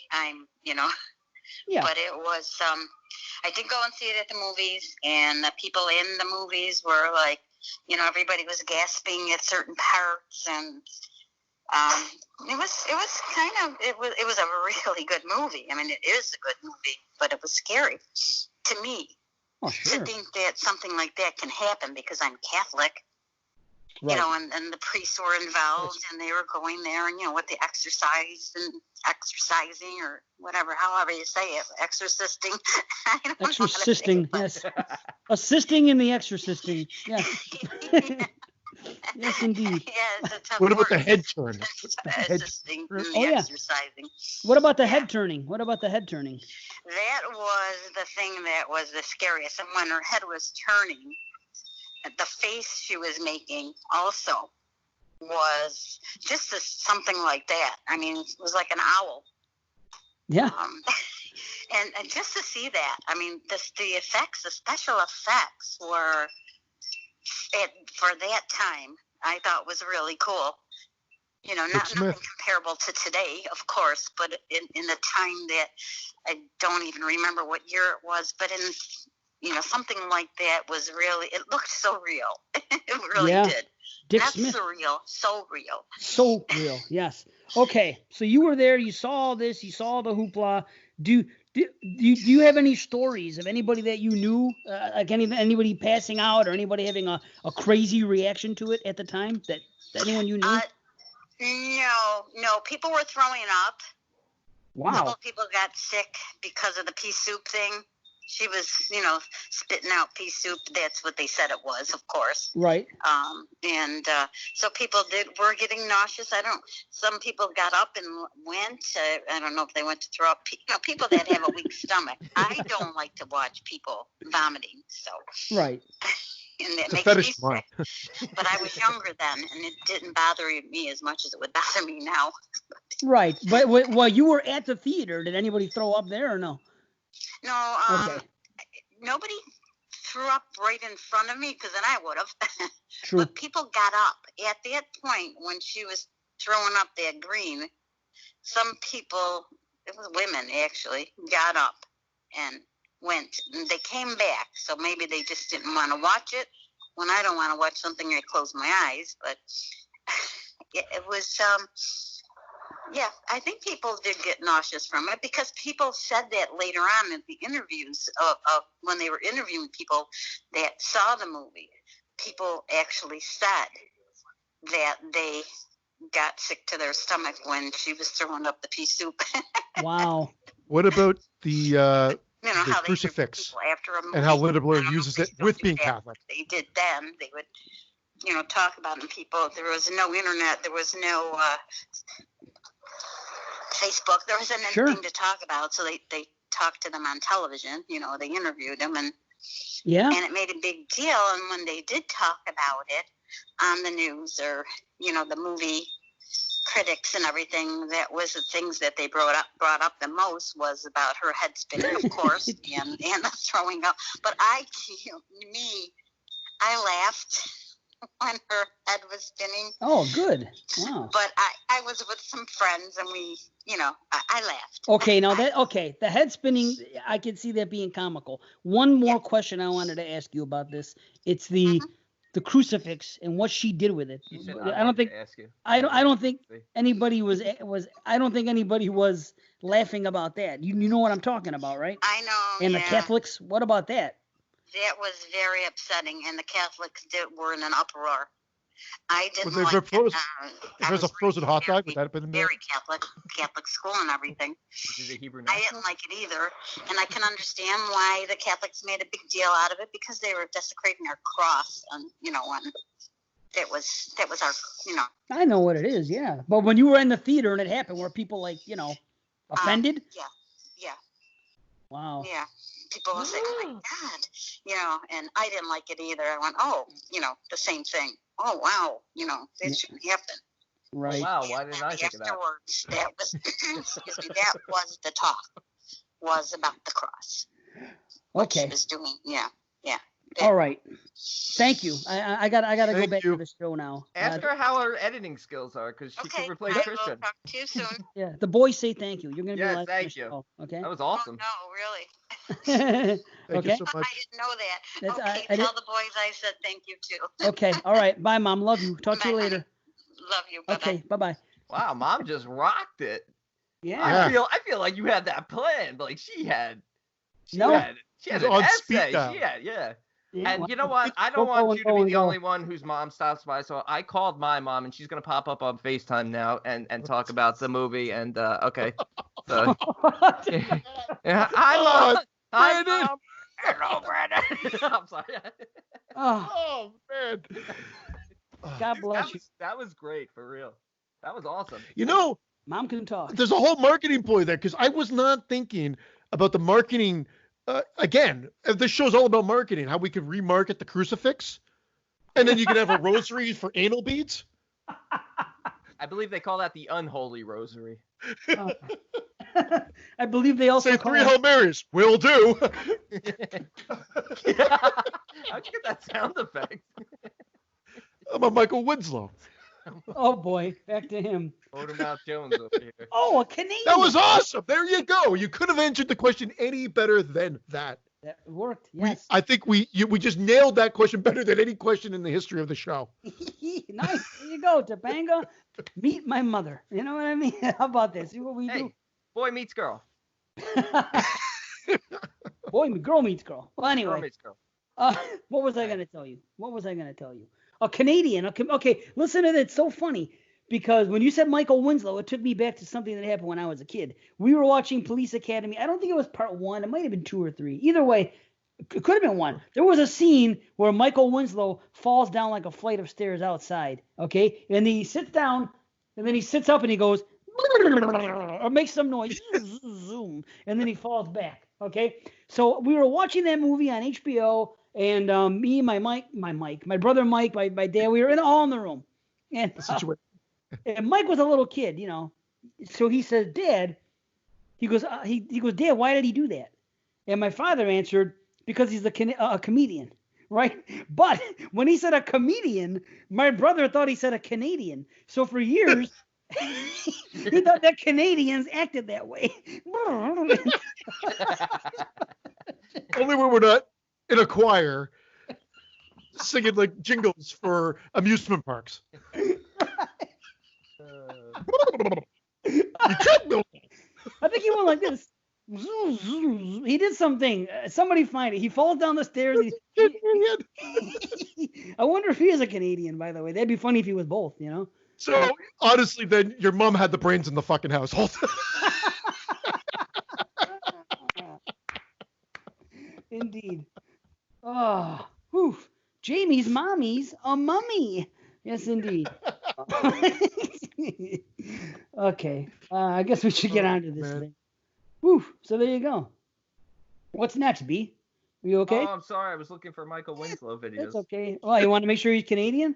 No, I wanted to find some video.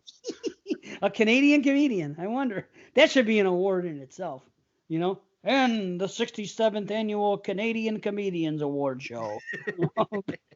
Bring out the choir. You're all so funny. When Brandon's looking up whatever he's looking up, Jason Smith wrote on our Exploding Heads Patreon page, "The day is saved. I figured out how to put the Patreon audio on my iPhone podcast app so I can download it and listen in the car. Thank God." What? And then he showed a picture, which looks like Apple Podcasts. And it's it is the audio only version. So we're he doesn't explain how he did it, just that the day is saved and then he did it. So we're going to have to ask him how he did that. Unless he downloaded it and then just put it in the Apple Podcast, like uploaded it from his computer, maybe? Maybe. I know you. Maybe. Maybe.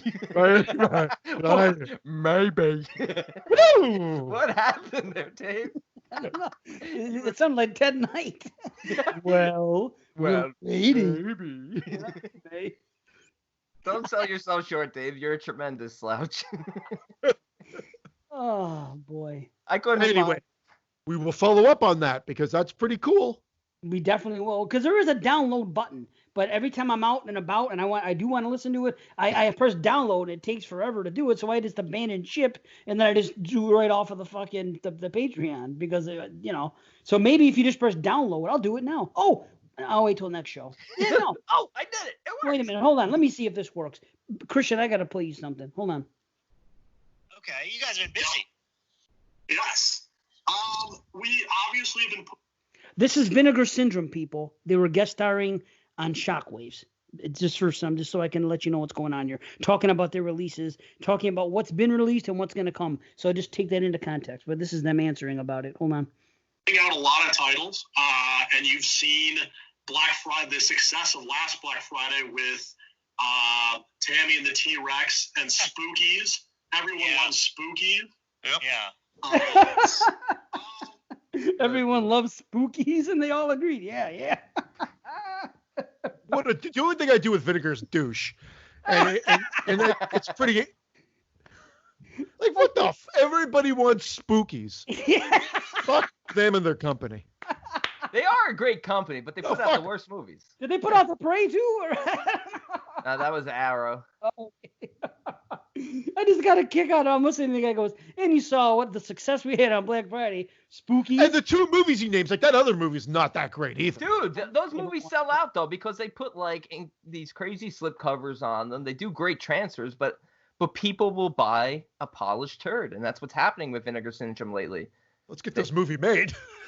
Yeah, no shit. Hey, Vinegar Syndrome, Exploding Heads movie.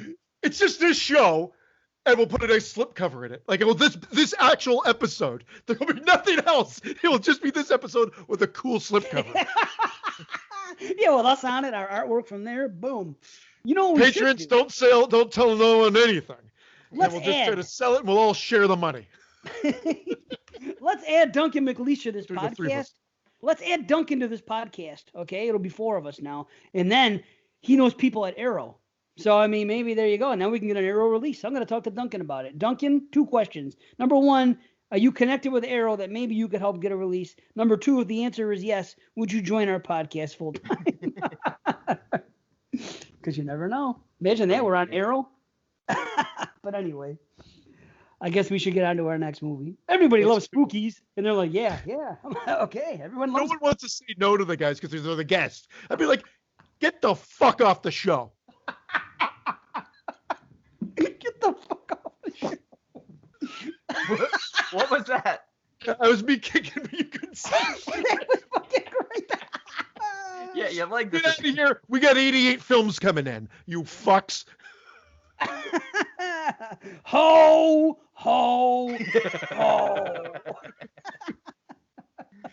nice. Anyway. Everybody likes Spookies. Everybody loves The Prey. Anyway, we'll talk about that later, maybe. I was gonna watch it, see, because you did, but we're running short of time. Yeah, you guys didn't watch it. I said I was gonna get my thoughts and feelings on the show, so maybe I'll do that quickly. Because I did promise him I would do that. That's okay. Let me stop you there. I asked B. Of this joke. I asked B last night. I said, "Did you watch The Prey?" Because I said, "If you are, I'm gonna wake up early tomorrow and watch it." Didn't Christian do a cut? Didn't you do an edit of it? I did. I almost watched the C edit. Yeah, the only downfall is it's based off the version that's on YouTube. Yeah, so I have Blue. It's not that great, but I downloaded it off of YouTube, edited it my way, and I put it up on our drive. Again, not for copyright infringement. I'm not like, this is not like whatever. I'm just saying, look, it's on YouTube. I was never planning on watching that film ever again because of Scott, aka Chris, and because of Gary's love for the movie. I said, look, I'll give it another shot. I watched it, and I ended up spending an hour doing my non-fan edit for it. So hey, I think I put in my time. The movie's still not great. If they did just take out those endless insect shots and wildlife shots that really don't add anything except for filler, right, the movie's a bit better. But it still suffers from some really bad editing in certain areas, some drawn out sequences of them just walking around for no reason. And you could say that about a lot of films. It does have decent looking people, men and women. They're good looking cast. There's a couple of okay kills, but just not enough. Just not enough there. It's definitely not the 1 out of 10 that I gave it back in 2001. Head rating, please. Streams. Is it still imploded or no? I would say it's high-end imploded or high-end implosion. Low-end implosion. Like it's not exploding heads where you get the high-end implosion. That'll be a rating on The Prey. Shout Factory. It would sound like a compliment. The new Scream Factory release of the Prey. High-end brain implosion or head implosion. Or brain implosion. It's not as dreadful as that. There was a little bit more enjoyment this time around. I really think they had a decent enough score, even if it was stock score. They could have played with that music a little bit more and used that more instead of the heartbeat. They fumbled it in too many instances for it to be recommended. Okay, now did you see the text I sent to my friend and put him on the page about the Prey? Okay. I don't know.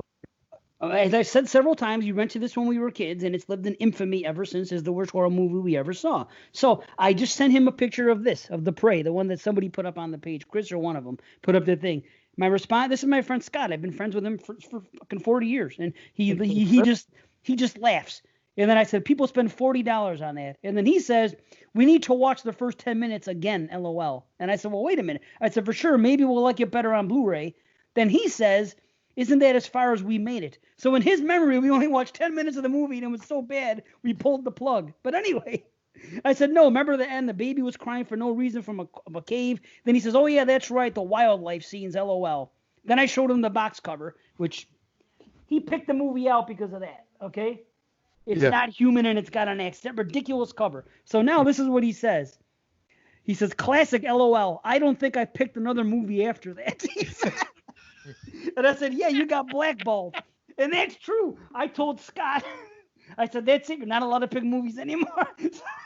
It was that bad to us that I told him you can no longer pick movies when we go to the video store. Oh, fuck. I just got a friend request from Stu Watson. Nice. Yeah, I declined it. Of course, but I got one. Hey, hold on now. Stu Watson is the new Watson. You got to get him involved here. Oh no, he's my friend now. He's my favorite Watson. He's the new Watson. Yeah. Well, he's a patron. I like him more than Little Watt. Poor Little Watt. I love Little Watt. Me too. Yeah, he's the only one with any sense in that household. Anyway, I'll watch the Prey. I'll watch the Prey because I have it on Blue. And I'll talk about it maybe next show. I'll get around to it, though. Why the hell not? Maybe I'm missing out on something. C would say no, but... You're not missing... There's not much you're missing. You got to watch the fan cut, or the non-fan cut. Yeah, but I got the blue. All that shit.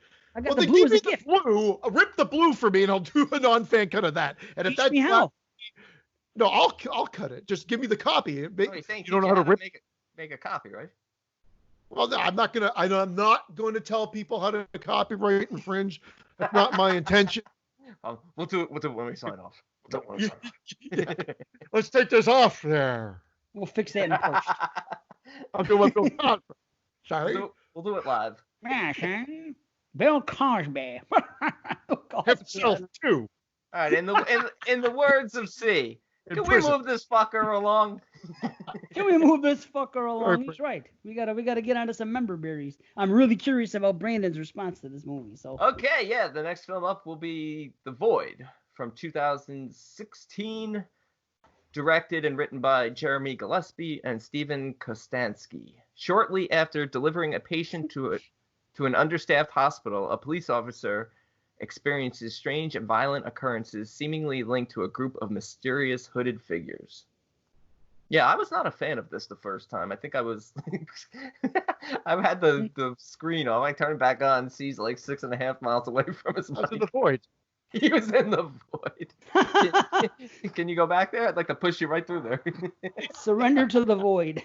I love that guy. Yeah, not a fan of this movie the first time I saw it. Probably 6 out of 10. You know, special effects were awesome, but not a huge fan of the fact that I couldn't really make sense of everything. You know, it being, very Lovecraftian, cosmic type horror. And then Venom said to me the other day, he's like, you're not supposed to understand cosmic horror. That's the whole point of cosmic horror. And you know what? It stuck with me. I watched it this time, and I had a much more pleasant experience. Nice. Well, I remember you weren't really low on it, Dave, but you also, this is where the whole member berries, because you I think the whole one. Which really only plays into the last act. Sure. Really. Yes, it does. But that was where the whole member berries thing came from. So you were a little lower on it, but then you came up on the Dave C second watch for the year-end show. Remember when they did this in Hellraiser? Remember when they did this in that other movie? And I liked it out of the gate, but I'm also very cool with nonsensical shit. I don't think it's nonsensical. It's basically your podcasting philosophy. That's exactly it. It's not that it's nonsensical, but that things that are a little bit more like strange or not explainable in the sense of like a traditional thing or trying to find meaning or knowing everything that's going on in each scene. Like I like being thrown into the movie, the way we're thrown into it, how it ends up becoming sort of what is it called? Like when you're like almost like The Thing, where we're in one location, one locale. Isolated. Isolated horror. Contained horror. Contained. That's JP's favorite term. Yep, Yeah, contained horror. Yeah. Horror. I like that in the hospital. I like how they do it, and the cast of characters are great. The gore's phenomenal, and when all said the imagery, the use of those, I really enjoyed this stuff. Very dark.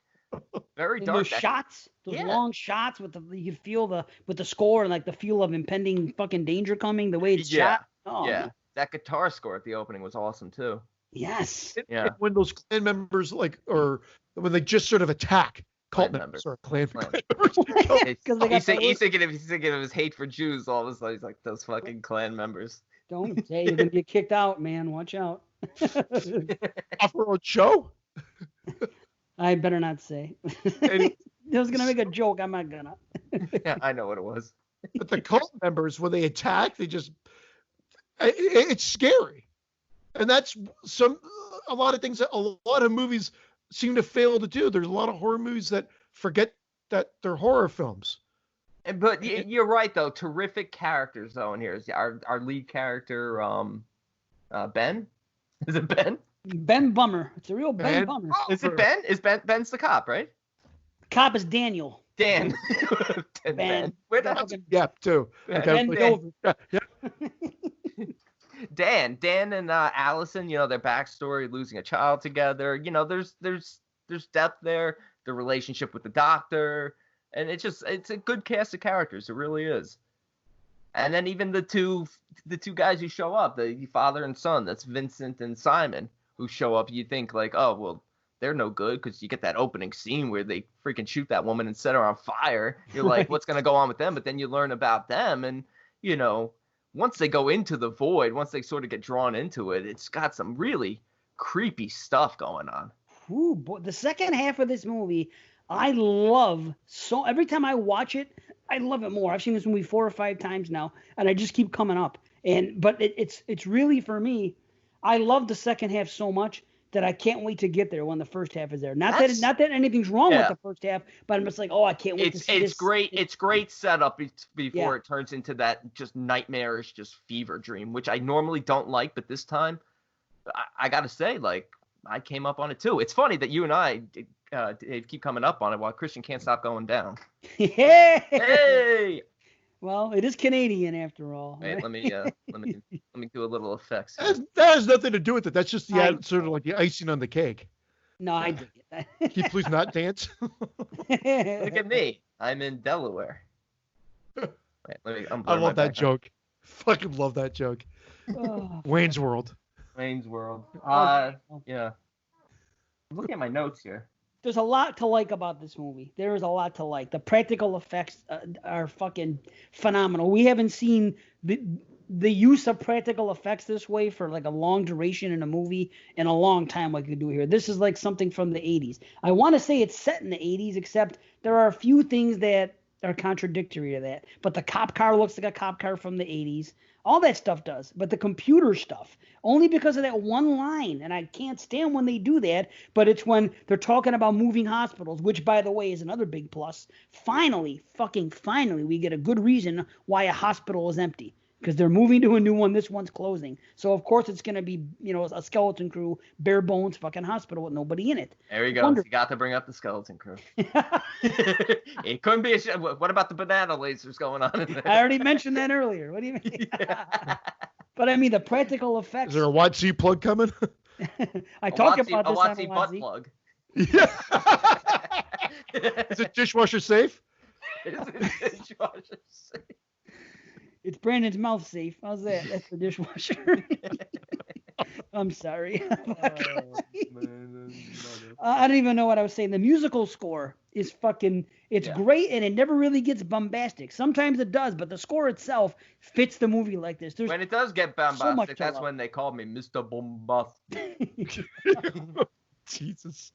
And as far as those guys being father and son, I don't find that out until fucking close to the end of the movie when they show the house and the picture. You're like, oh, this is what's going on. I never knew that. I never knew that either, and I saw the whole movie once, and I didn't realize it this time until the end when you see the picture. But, and then you're like, well, what happened here? Was this guy's wife involved with the cult? Is that what happened here? Is that why there's so much anger between the father and the son when he says, you let this happen, I was away, and there's no baby now, and there's no mother? I'm thinking that somehow the mother maybe got involved with the cult. That is and as far as all that talk, that is my only, and it's not a negative, it's a wish. I wish that we had more on the formation of the cult. Expand on it? Yeah. A little more on how it came to be. And you're not alone. I think that's the number one criticism, not of just that, just a little bit more in general of the story, that it almost leaves a little too much unanswered. But only that though, and that's fine. We've seen that in other movies. It would have been nice for this movie because we like these characters for the most part. We get what we need. We get just enough about them. And it's like I was saying before. I went off on this one thought after another, but it was that one scene because they were moving hospitals, and it was between the other woman and then the young girl Kim when she was saying, "Oh, Kim, So, Kim. The thing about when she says, "File the stuff in the cabinets and do this," and she goes, "Well, that's what computers are for." So she makes a statement that a modern day, younger person would say to an older person, saying, "You don't need all those files. That's old school," she says. This felt like a 90s. This felt like it could have been the 90s. Like the early age of computers, maybe. I suppose. Because there were no cell phones. There was no cell phones. Were they trying to make calls at any point? No, the radio was really old school. It looked more 80s without it being said it was the 80s. Which I love. They never timestamp it, which I think is great. Well, they had computers in the 80s that could probably store files. So that's fine. 80s, 90s, pre-cell phone, pre-technology age. Maybe it works then. Maybe it does work. They don't come out, and I love when they don't come out and say it, and they don't say, this is the 1980s. Hey, we're listening to Bananarama on the fucking cop car, and we're doing this, and this guy's over here playing with a Rubik's Cube while he's waiting for his daughter to get in the hospital. I mean, you see that in movies too much where it's fucking shoved right down your throat. I like when they do it like this. Okay, we're speculating. Is this the 80s or the 90s? I don't know, but it's not modern times. It doesn't seem it. And that adds to it because it's like one of those movies where people are in danger and there's not a whole hell of a lot they can do because of, they don't have cell phones and there's certain things they don't have conveniences. So it works. I like the fact that they have a lot of like static and light flickers and interference throughout the whole movie building up to, the arrival, basically the opening of the void and stuff like that. And Beverly, the first woman who's killed, who's shot after she stabs that guy in the eyes with the scalpel. Right. Oh my God, that's a great kill. And then she transforms. It's like the Thing. I immediately started thinking the Thing. It's all memory berries. I mean, you got Dr. Channard. You got Dr. Channard from Hellraiser in this, and you got who turns into Skinless Frank. Who turns into Skinless Frank. Well, that's what when they came out, they like a mashup of the Thing meets Hellraiser 2 and From Beyond. Nothing wrong with that though, because you're talking about three great movies, so there's nothing wrong with drawing from. Drawing from it doesn't rip them off. No, not at all. Not at all. That's different. Right? It's its own thing. By far, it's its own thing. The one scene bothered me more than anything the first time because it was the exact scene from Hellraiser with when the guy's running, when she's running into the hospital and the guy's coming behind her into the wall and then the wall's closed. It's almost the exact same thing. And that's what I remember bothering me, saying, oh my God, that's exactly Hellraiser. Now I look at it and I say, you know what? They love Hellraiser and they're throwing it in there because I love it. They're paying homage. It doesn't bother me now. It's his last attempt to get out of this nightmarish void because at that point Dan has tackled Dr. Pal into the abyss. So he's tackled him. The void is closing up and he's got to get out or else he's going to be crushed to death. It's great. And everything leading up to the void when Daniel passes out and he sees it before. And again, those shots where you see those triangles and you know something's coming in the future and they have like a quick little flash of something that we're going to come in. So at least they give you those teases saying something big is coming. Pal teases to him like, you saw something when you went to sleep. Right. And it's the same face that Maggie, the pregnant girl, kind of makes when she gets given. When you got given. When Kim shoots her up with drugs because she's bleeding, she shoots her up with the drugs to kind of put her out. take away the pain. And right as she's closing her eyes, she kind of like smiles as if she's seeing something. Like, we obviously don't know her intentions at this point for that character, but she's also going to sleep and getting this vision of something grandiose. Man. Well, and we talked about how we were introduced to the first couple characters, and then we're introduced to the main person, not Ben, Daniel, right? We said his name was Daniel, not Daniel. Ben, right? Ben Ova. You know who that is, right? I'm sorry. Daniel, the actor. I didn't look him up on IMDb, but I know as soon as you say the movie, because he did look familiar. Shoot it to me. It's Aaron Poole. It's fucking Jesse from Breaking Bad. Oh, that's why I don't know. My wife loves that show. You never watched Breaking Bad? Oh, buddy, get on it. Holy cow. Okay, anyway. Everybody says that. I just don't do TV, man. I'm not a TV fan. That's fair. I'm watching Haunting of Hill House now, finally, and fucking loving it. Saying, wow, I should have watched this sooner. But anyway. Yeah, there's tons of great shows out there. I just can't. I can't find the time to watch them. I can't find most. I know. I hear you. So that's it. And then, I'd just rather watch a movie. But like, wait, no, I don't think he's Breaking Bad, that guy. Yeah, it is. It's fucking Jesse. Yeah, that's him. It's Jesse from Breaking Bad. Yes, it is. It's Aaron just. Poole. That's Aaron Paul. Oh, wait a minute. Are you serious? Yeah. No, it's a close name. Aaron Paul is Jesse. Aaron Poole, this guy's a different guy. Holy shit. Are you serious? Yeah. So the Void. There were some good times. Sorry. Good times. He was from Cooley High. I like that laugh. You're right. It is Aaron Paul, Mrs. Aaron Poole. Holy fuck. So the cult members have the giant triangle, the black triangle, as their sort of symbol. Again, I guess to quite directly reference a void, or I don't know if there's anything else you guys take from it, but ultimately the triangle shapes are prevalent when they're in the void. There are no right angles there, and when nothing's right in a shape, it becomes really dark and sinister. Okay. All right, no, I'm kidding. It's called in the shape if it's no right angles. It's they're wrong angles. No, isosceles? This is literally grade 3 math because my son's studying it right now. Acute. Isosceles. Acute is when the angle is less than obtuse. No, that's when it's greater than 90 degrees, and acute is when it's less than 90 degrees. But the shape itself, when it's not isosceles. Part of the parts of an isosceles triangle equal to the other side. You know what I'm talking about? What's crazy is I'm a math teacher and I should know this. I literally am. We better not spend too much time on a triangle. Anyway, but the triangle itself, the triangle, like they have the imagery of the triangle in the void multiple times in multiple triangles, but ultimately too, I took it like a direct Bermuda Triangle. We talked about it in Triangle when we did that film, like a black viscous void, like just of evil. And then like we talked about the character, like when we were introduced to Daniel, he's just sitting in his car doing nothing. Right, chilling. Doing nothing. Small town. Chilling. He's kind of like bored. There's obviously, we've talked about already, there's a void in the relationship and their life that him and his girlfriend had as well. Yeah, he's deep diving here. The void in the relationships. So created. Now, the pregnant girl that arrives. So I was trying to focus on this a little bit more so this time as well, but there's obviously a reason why she's there. Is it supposed to be for another sacrifice? That's something that confuses me, because obviously we know who the father is, and it does make sense. Watching back this time, there is a scene where she's in trouble, and he says there's no need to include her in this, he says. So he's protecting her. So going back with the knowledge of who she is and who the father is, you see that's kind of cool. But I'm like, what was the end game? Because if he was planning just to use, what's her name? The other lead, the female, Daniel and, what's her name? Maggie? Allison? Sorry. Okay. Maggie's the pregnant one.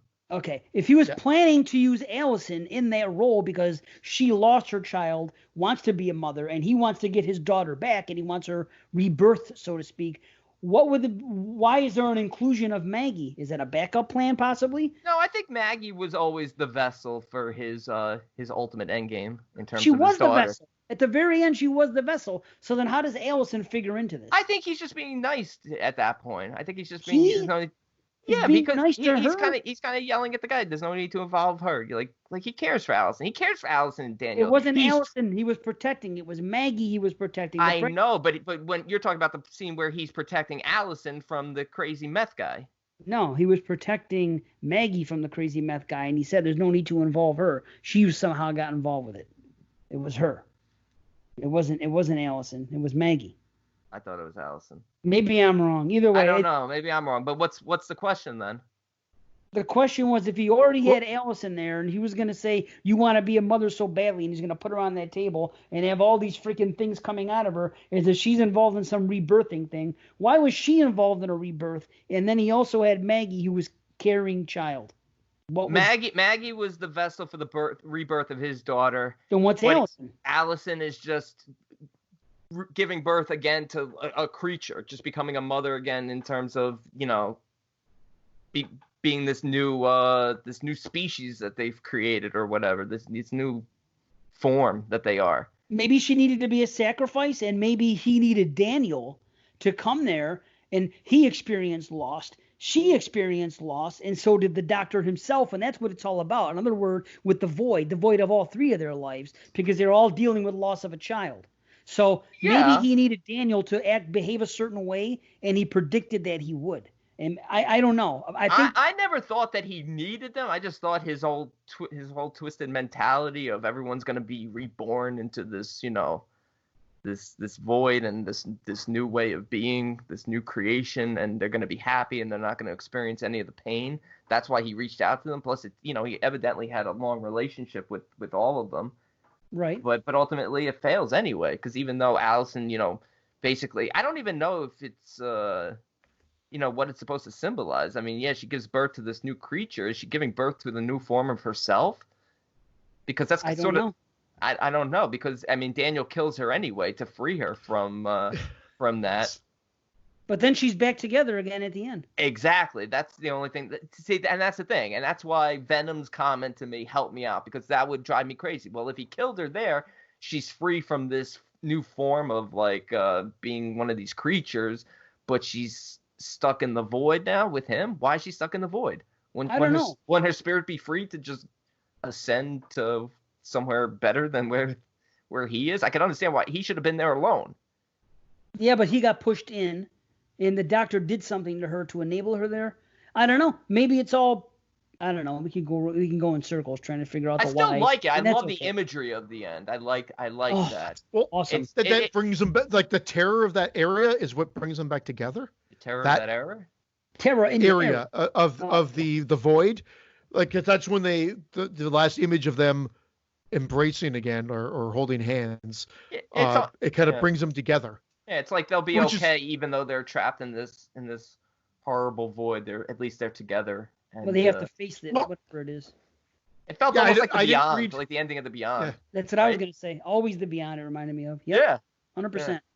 A lot of member berries, you're right, but these are really good member berries. I felt that if their eyes went crazy at the end and the music started to kick in from the Beyond, I would have been like, what the fuck? Well, but I mean, that's a nightmarish world. I mean, I don't think they're going to be okay, but I think that just draws them together.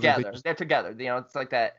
It's sort of like the ending of The Invitation when they join hands. It's like chaos has broken out, but we're together at least.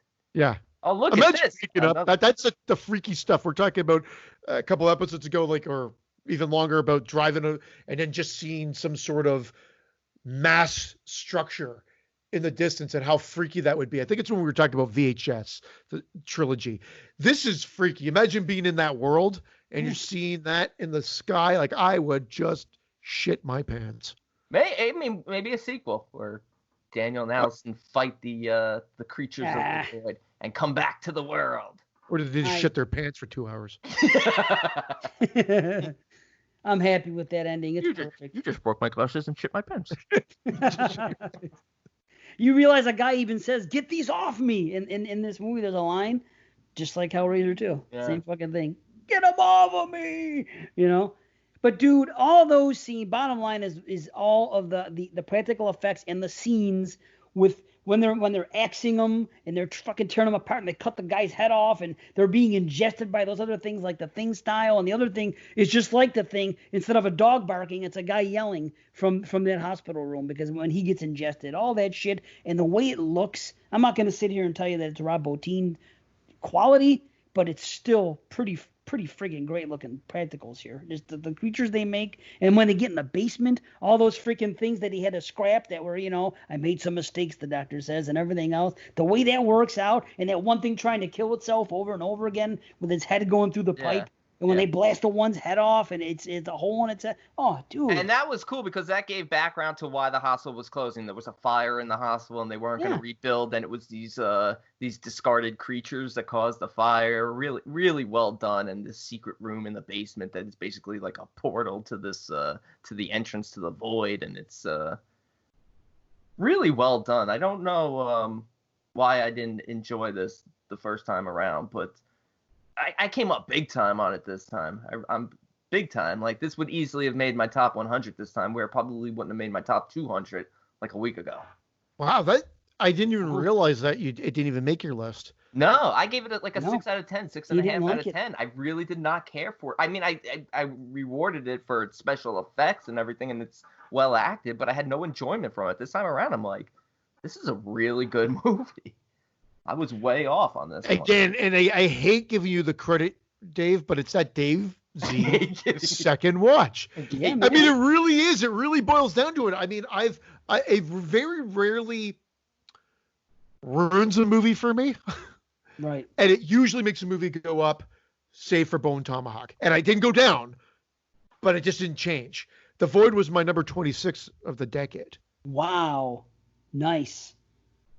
Yeah, I don't know where it was for me, but all I know is every time I watch it, I like it more. This is a movie that my buddy Scott that I was talking about before, that I've known since we've been watching horror movies since we were kids.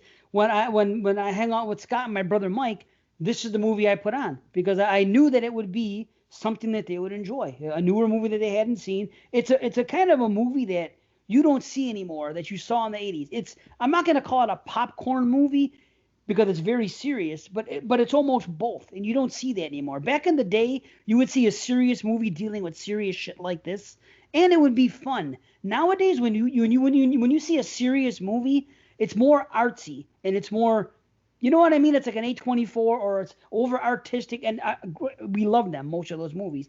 But this is a movie that's a serious toned movie, but it's also fun in that way. It's like a popcorn flick. There's not a lot of in this day and age. There's not many movies that are like this. It's a gem in that way. Did you watch this on Prime? I watched it on Shudder.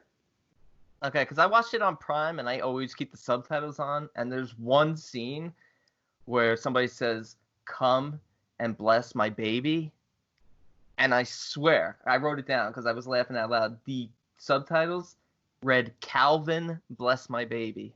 I saw that. It was, what's her name? It was I had subtitles too on Shudder, and it said the exact same thing. It said Calvin, and were you like, who the fuck is Calvin? I knew what they meant. Come and bless my baby. It took me like 30 seconds to be like, who's Calvin? I mean, I thought Daniel was Ben, so I'm like, who's Calvin? He's Leviathan. He's the guy in the next dimension. He goes by the name of Calvin in this movie. Dude, you know what scene was great? And it had the scene where he kills Maggie, but the way they show it as like just a shadow of him through the door, and you hear the heartbeat.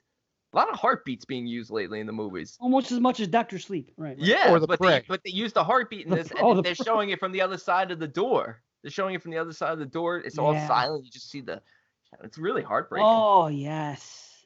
Man. Oh, yeah. You just see the axe going up and down, and it's going through that doctor type door where it's kind of like you can't see that like glass that the doctor doors have. Yeah. I love shots like that. Yeah, really well done. Yes. See, you're kind of quiet. I thought you were going to be blowing this movie the most. I think I did the last time we talked about it. No, it's fine. I love hearing that both of you guys came up on it, to be honest. I was trying to find out details of the budget because I remember hearing this was one of those campaign movies, but the problem with it is only a portion of it was was done through the campaign. So like $82,000 was raised for the special effects, so they didn't have to go CG. But a lot of people confused that with the actual budget of the film, which it was higher than that. But is 82,000 though enough for those kind of effects? I mean, I don't know, because those effects are pretty amazing. Like, I got to imagine, like even that's impressive for 82,000, because 82,000 doesn't seem like a lot of money for. And there was a lot of special effects in this movie. Well, yeah, there were for sure, and that's where the movie shines. I think is the fact that it is giving us old school gore in that regard as well. And again, I only shit on CG when I think it's done crappy, or when I think it's unnecessary. Yeah. But for the most part, like everything here, like the member berries thing rings true because it's very 80s, but very 80s uncut. It's the stuff that you were hoping you were going to see, but then usually they would censor it for the version that you would see. And now we're seeing it play out. And so it's really cool in that regard as well. But I love that, again, that contained horror. There's, when it's done well, and as this movie is, these are the ones that shine. And that's why I really want to give Splinter another watch, because I always rave about that. But it's been a long time. I've seen that twice, but it's been a long time since I've watched that film. Splinter in the convenience store? Splinter, yeah. That's a good movie. Yeah. Yep. Well, I know. I've always raved about it. Yeah. It's not. This is a better movie for sure. But Splinter's a good one. This movie, and it's a 24-hour tale. I love movies that take place over like a 24-hour period. This is what it is. And then at the end, the world is a different place. Well, maybe not necessarily here. Well, in some people's worlds, it's never going to be the same. I mean, you get a couple survivors at the end. Imagine going through all that, But I mean, holy fuck. So what does the cult get out of this? What does the cult get out of it? Well, he's using the cult to his advantage because he has obviously some powers, gaining the knowledge that he's gained. And I love that one line where he says, you'll be amazed at the things you find when you go looking and things like that. Yeah. Just a real basic thing. Yeah, he says, I defy God. I refuse to let death be the end. He says some really creepy shit in this. Yes. It's just, I think that he is able to first of all, he's got people strung out on drugs. I think he's having like sex and drug things going on. Oh yeah, well you see the pictures that are on his desk, and then James talks about the parties where they were having orgies and doing drugs. He's basically like changing them and showing them this sort of like nightmarish fever dream world where they can all live and be happy and never feel pain again. It's cosmic. Yeah, basically be strung out 24/7. And he needs guards, honestly, to if you really want to get down to it. At the end of the movie, when he's doing what he's got to do at the hospital, he needs the place surrounded by guards. So where's he going to get all these guards from? He needs cult members. He needs a crew working for him. I just if I was the part of the cult, I'd be like, man, this fucking gig sucks by the end of the night. But he thinks they're going. He's promising them. Exactly, I know. We're going into the further realms and look at some of the things I've created. And I don't know exactly what it is. But again, that's what I'm saying. It would have been nice. The movie doesn't hurt for not being there, but the movie could also be helped if there was a little more of it there. It could be, if I'm going number rating, it could be even higher with just a little more of that. 7 minutes, you know what I mean? Just a little bit more of that. It's 7 minutes of what? I'm sorry. Of the formation of the cult and things like that, and what he's doing to them to get them to do his bidding, things like that. Yeah, because it's a relatively short film. I think that this runs under an hour and a half, minus the credits. It's under an hour and a half. So an extra 15 minutes, few minutes to the cult, and a few minutes to Simon and James. Only because you talked about, was the mother and the baby connected somehow to the cult, or was it just a simple case of, the father's away, and something happens to the mother and baby, and the older son is not around to protect them when he should have been. Is it completely separate? So we don't really know, because the way he's drawn into like that nightmare world at the end, where he sees starts to see his world, and James is drawn in and kind of rescues him from it, before he dies. I don't know what the extent is.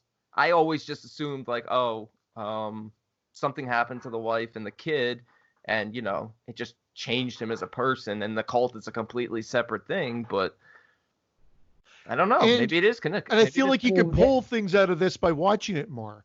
I think you can draw more from it, and which is always a great sign of a movie where, after the fifth view, you're like, oh, I got a little bit more out of it. So I always respect films like that as well. The reality would be oh my God, I totally went blank there. I've done that. Holy shit. Well, no, because like I was high on it before, but I know, sorry, this is what it was, because it was I didn't want to interrupt Brandon. It's just that this is a perfect example of a movie that has substance, that has the memorabilia aspect, that pays homage to like all these films that a lot of us love from back in the day, that delivers on the gore, that has decent acting and production value, great lighting as well, and effects. So overall, this movie makes me feel good watching it. I love watching it and the experience. So I'm actually more forgiving. And I've said this before. This is where my version of the feels come into play. If I steal from Jamie again, where it's the feeling the movie has given me. I can forego over explanation of a story or even fully understanding it upon initial or subsequent views, even if I have to watch it 4 more times to fully embrace it or learn about it. I'm okay with it. That's why I was shocked, Brandon, that you didn't really get that the first time you watched it, because I think it's got enough of that to make you want to come back. It's weird though, because all those things you pointed out are all things I love about movies when it has so much substance to it. And I don't know, maybe sometimes you just have a bad experience watching a movie, because this has everything that I love about films. This damn thing. No, and again, maybe some people don't think it has a ton of substance. I think it does. I think it does. I think, and you could draw from it, and they give you just a little bit, a taste of it, and it's not spoon fed to you, which is fine. It's not artsy done. It's not done like Neon Demon style or anything else. It's kind of done more visceral, but I think that it works in its favor, and I think that I'm shocked that I would say this is underrated, but it ended up being 28 on our overall list of the decade. And I thought that was crazy. And I'm telling you this right now. What year was this? 2016, 2017 when it came out? Whatever year it was that it was eligible for top 10 list, this probably would make my top 10 now. That's how much I've come up on it. It made mine. I made like a huge, like from probably my most disappointing of that year to a top 10. Like that's how much I enjoyed it this time, and look forward to watching it more. You know, a random thought. The girl they killed in the beginning, the father and the son, as we find out later, maybe that's the wife. I don't remember what she looks like, but maybe they went to that house to rescue them, and then she was acting so bots and everything else happened, and she ran out. They started killing people. Maybe the one they killed and set on fire was actually his mother / his wife. Both of them, you know what I mean? Maybe that's I don't know. I'd have to look at their picture again, because she's in the picture. They focus on it, and then go. That would be kind of cool if it was. Did they name her? I just don't think so, because why would James be there? I still feel like that was a meth house, which was like a front for. Didn't they both go there just to execute people? Yeah, but James escapes from there. The meth head. Because he's doing drugs. He's part of the cult. But he realized that. Oh yeah, let's say he's just another guy there. He gets out. They want to kill everybody, but wouldn't it be something if that was their wife? Because it seemed like they really had like it was a little more than just killing a person. The way one of them acted right after it was over with. Well, the way he handed him the jug of gasoline. He didn't want to do it. Remember? He said he there was hesitation in killing him. I could be wrong. Maybe I'm just trying to make this movie even cooler. It's a cool theory. It's a cool theory. I just think he didn't. It's tough to probably set a young woman on fire, but true. For my experience, it is a little bit. I had to go back. Well, wait, if that's Trish Renoni or whatever. Trish Renone. Her title is The Mother. Oh shit, motherfucker! That'd be some shit. This is the actress. I'll forward it over to you guys. I don't remember what she looked like at all, so that's not gonna help me. I'd have to watch that opening scene and then see the picture in the thing. Is there anything that says woman set on fire? Yeah. Woman set on fire. Yeah, I see her, but I don't remember if that's the woman from the picture or the woman from the beginning or both. I don't know. I just thought it was a cool. It just literally popped into my head right now. See, it says cult member at the bottom, Janine Davies. Oh, well, then maybe not. I don't know. I mean, I love the theory. I actually kind of wish it is a thing now, but either way, still yes, still great for a movie to just get off to a bang like that. It's like, okay, we're just gonna set a young woman on fire instantly.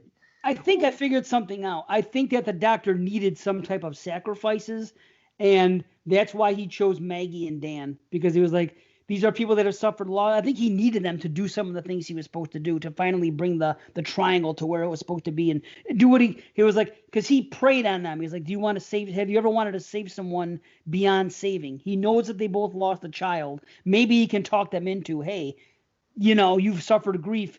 I'm going to take you to another place where you're not going to have grief anymore, or something like that. Maybe he needed them as either, I don't know, entry to the void or some type of sacrifice, but they had to be someone that dealt with loss, because who knows, everybody else that he's messing around with are just kind of people that are junkies and people that he's lured in with like sex and drugs, where these people are people that he knows are good people, and they've suffered a great loss in their life, same as his. I felt like he was recruiting them. I felt like and there's three of them. I felt like he was recruiting them. Yeah, the 3 points of the triangle. What did you feel like? He was recruiting them.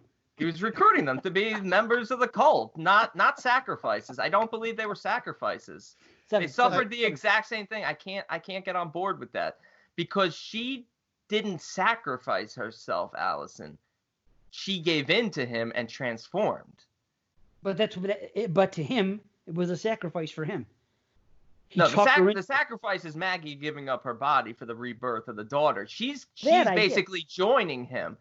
So it's really more of, I welcome you with open arms. I'm now a part of this. So now I come to you. With open arms. Nothing like a little journey. Right? Why can't these places ever be more inviting? I mean, this void is like right out of the netherworld from the Event Horizon. These places, why can't they go to a place that it's like people dancing in the streets? Because there's a catch to it. There's no easy way out. That's why they're going to go. There's no easy way out. Everything leads to another song in the show. But think about it. They are alluring somebody in. Ultimately, anything that's like this is going to be evil. You want to think it's going to give you salvation, but there's no easy way out. There's no you're not going to do this, and this, and be in a cult and sacrifice human beings and go somewhere great. You know what I mean? So he's going somewhere, and he's probably going to be misled, or he's going to be turned into Dr. Chernard when he gets there, and he gets to be a fucking Cenobite and rule hell. That's the way I look at it. But I mean, he turns into Butterball. Like the entrance, then.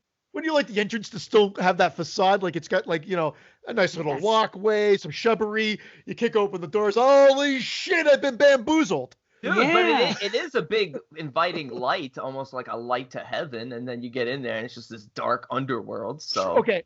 It's like the South Park. It's like the South Park movie. Remember in the South Park movie when Kenny dies and he's ascending to heaven, and then all of a sudden it turns into hell. You're going to hell and all that shit. It's like it's that's just the movie, right? Yeah, it's a South Park movie. Yeah. You're going to hell when he falls from the sky. Yes, they could have done that in this movie. They could have even had the Canadian choir fucking there. All of them. As well as a Canadian movie. Well, there you go. Everybody was singing their lines in this. Oh shit.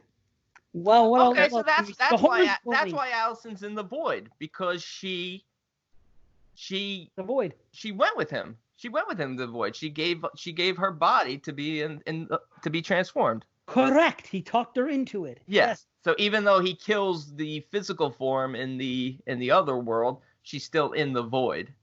And why was he fucking with Dan? He said, "I saw relief in your eyes when that baby died." He said, because he's trying to get him to trying to turn him. He's just trying to turn him. Right. There's something up with that. There's some type of mental. At the end of the day, that's how they always work. That's how you got is just trying to become an evil god. It's really just about him growing in power. It's not about him saving anyone. Except his daughter. His daughter, but even. Or he was so depressed at the loss of his daughter that he wanted a different life, not this one that he has. So. Yeah, well, he talks about this world not being able to feel pain, so that's what it is. He becomes this godlike creature where you don't feel any pain. I don't It's know. kind of like The Village. You know, he suffered some loss. He wanted to get some other people that suffered loss, and let's go someplace better. There's another Let's go way. someplace better and talk like fucking assholes. Oh shit! I do want to point out that one shot with the cop lights and the fucking shining on the cult members outside. How good that looks. Those scenes and those horns blowing and shit. There's some other cool stuff in the movie that little touches that Great atmosphere, great effects. Like I said, the package is there. I'm surprised. Like I said, I'm glad to see that it was well represented on our list. It just felt like when it came out, it was definitely decisive. Like, I mean, it seemed like people were either high on it or thought it was garbage. I can't see anybody thinking this is garbage. No, I can't either. How can they? No. It's a great movie. It's one that's going to stand the test of time, I think. See, and the only reason why I think Maggie was just a sacrificial vessel is because she's not in the abyss. So I agree. She doesn't even get saved. That's because James Cameron didn't want her in it. He was a picky director. The abyss. Nice. I wish you could just go back into the void again. Yeah, go ahead, do that again. Surrender to the void. Good night, everybody. Yeah. And that's it. Yeah, he's giving his rating. The aisle's free. He's coming on. What's your rating? Full head. Full There you head. Good Lord. That's it. I'm throwing myself off the show. Mission accomplished. Yep. Where are you, Duncan? We were trying to get on Arrow. Get some free donuts. It's a full head. It was a full head back when we did it. It made my top 10 list. It's a full head today. It's a full head for me. No doubt about it. And it's a full head for me. But is it in the Hall of Fame? We won't know because Christian came up with the stupid idea of getting rid of the number ratings. I cannot nominate because I'm at the cusp of Hall of Fameage. You know, I can't nominate. I'm at the cusp. We have to give our numbers again. No, we don't. We don't. I'd be on the cusp as well. So I'm on the low end of a full head. So okay. Here we go. Basically giving our rating. Takes 40 minutes. He wants to cut the show down to an hour and a half, 2 hours. Meanwhile, it takes 35 minutes to give this new rating. Wait. Let me answer for you. Have I told you guys lately? I hate you fucking both. Want to put your fucking heads right here. Right here. I want them physically represented underneath this logo. Juggling balls over there? Yeah, it looks like it's... Yeah. Just holding those fucking heads. Have I told you guys lately? I hate you fucking both. Have I told you guys lately? I hate number ratings. Have I told you guys lately? I hate horror movies that aren't horror. And have I told you guys lately? What a segue. Even though I've been on such a strong kick of watching non-horror movies, I'm mad that this is not a horror movie. So yeah, if the last American version turned into a bloodbath in the last half hour, he'd complain about it. Be like, why is this non-horror movie a horror movie now? Exactly. I don't mind blending the genres, but we'll get to it. There's our question. Robert Dennis. What influence do you guys think the current ongoing quarantine virus issues will have on horror over the next 5 years? What positive or negative trends do you think will occur?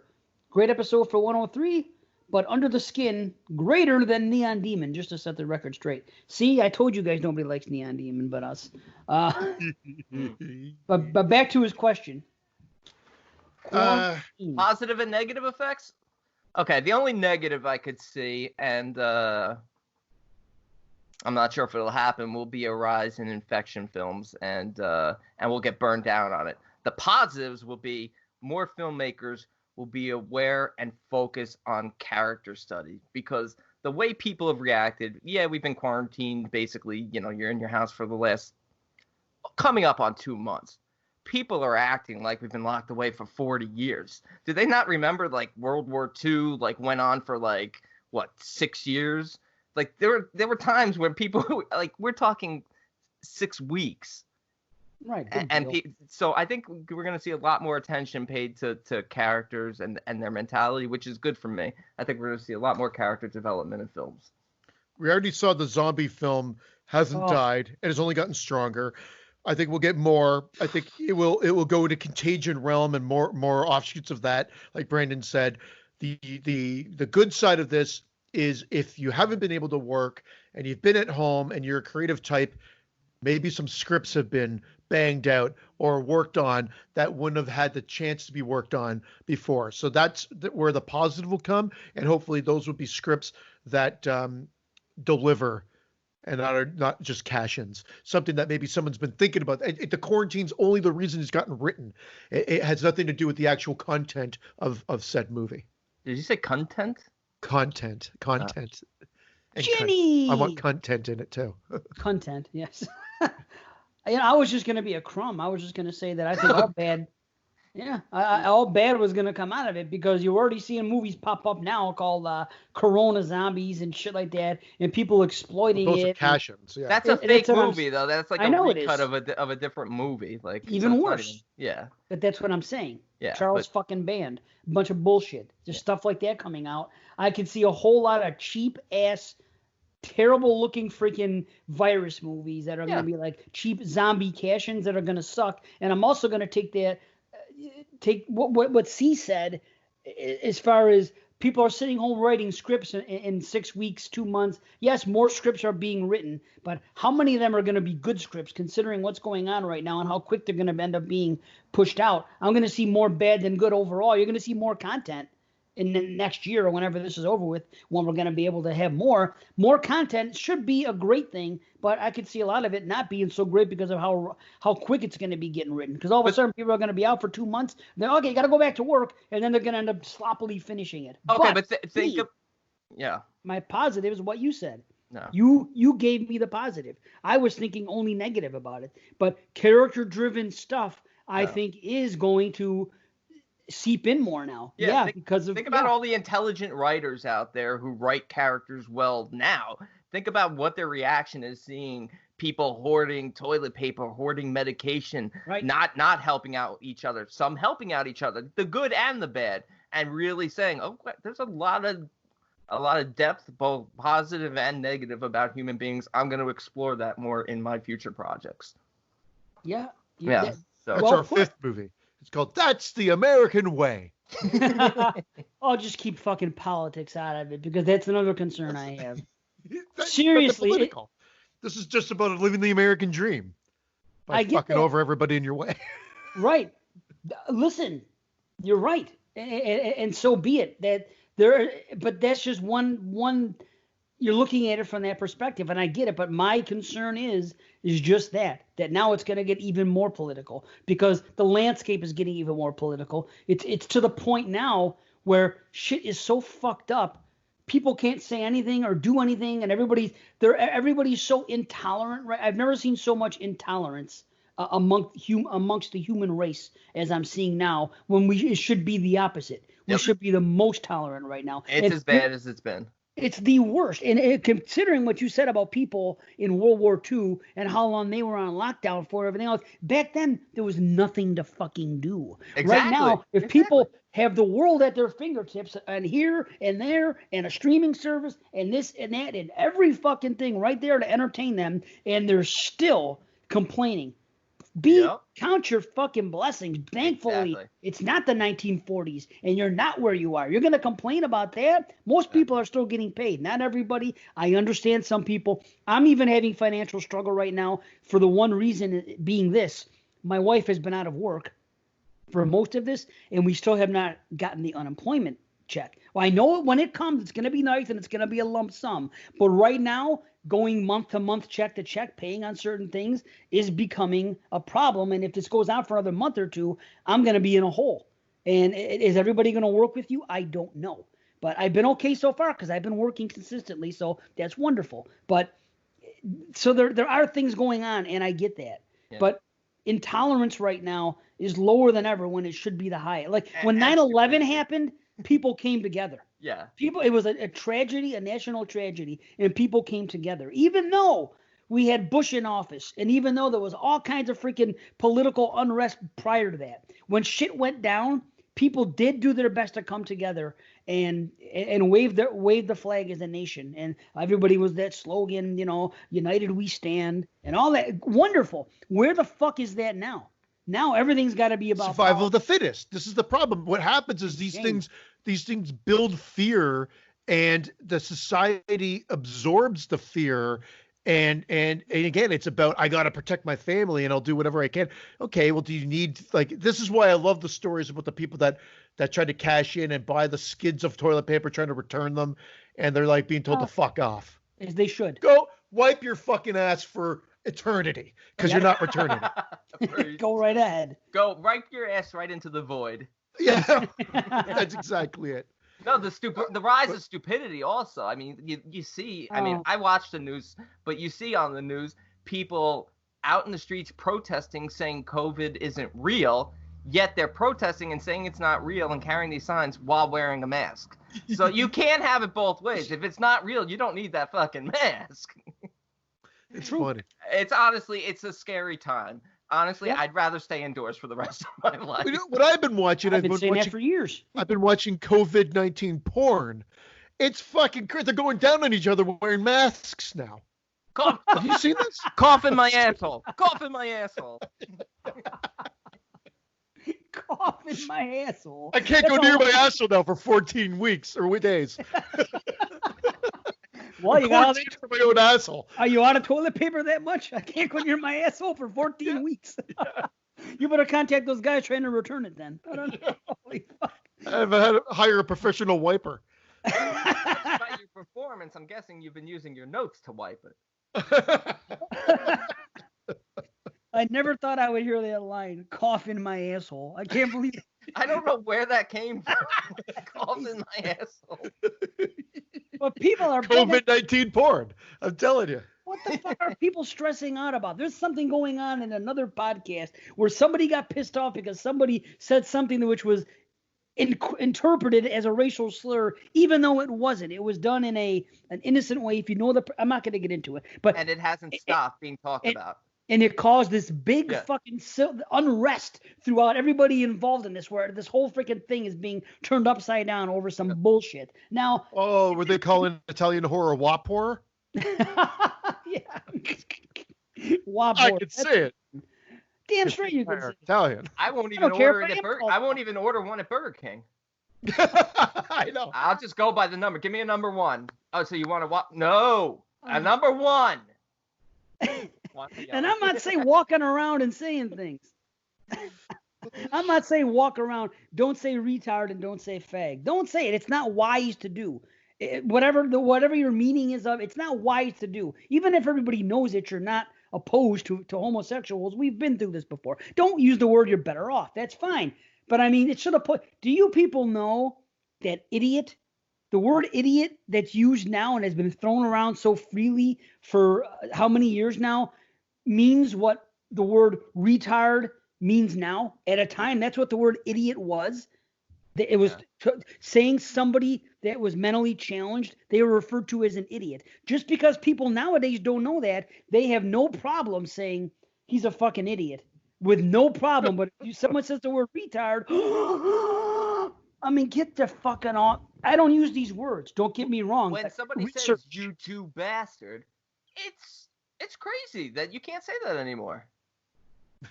YouTube bastard? You Jew bastard. Oh, yeah. YouTube bastard. That guy's on YouTube, that fucking bastard. YouTube bastard. YouTube bastard. That's what I thought. YouTube. They need to round up all the YouTubers and put them into special. Does your dad have the same sense of humor as you? My dad. I figure he does. He does, but he gets shocked sometimes by the things I say. He yells at me a lot. He'll be like, "What the fuck?" Would he like the voicemails from Travis Christian? I think he's probably scared that Travis is a patron.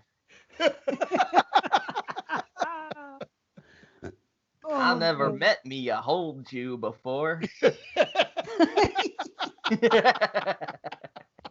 Holy fuck. Poor Travis. Travis, we love Travis. We We love Travis. In case you forgot that message you left, I love you even though you're a fucking Jew. No, he goes, even the Jew. Like, it's like... It's that accent. It's his accent, you know. I know, it is that. You can't... that joke just Because you doesn't think sound he's right. going to be hunting you for sport next week. But again, people, I don't know. What am I going to say? It's not going to change. One asshole on a podcast is going to say fucking, don't be so uptight. They're going to stop being so uptight. It's never going to happen. So anyway, thank goodness we have movies to keep ourselves busy. That's all I can That's what I've been doing. That's been my scapegoat. Like, I mean, I'm going stir crazy. I'm going stir crazy. I just lock the kids in the attic and I watch movies. Flowers in the attic. Yes. And don't you got music? You know how much music I fucking have? I could sit here and spend fucking a week just listening to music if I wanted to. You got Listen to nice scapegoats? cappuccino. Got scapegoats here? It's crappuccino. What did you say? Scapegoats? Scapegoats. We got plenty of scapegoats. We got scapegoats. We got fucking rape goats. We got them all. You know? I want to. I don't know what the fuck you guys are talking about. I don't either.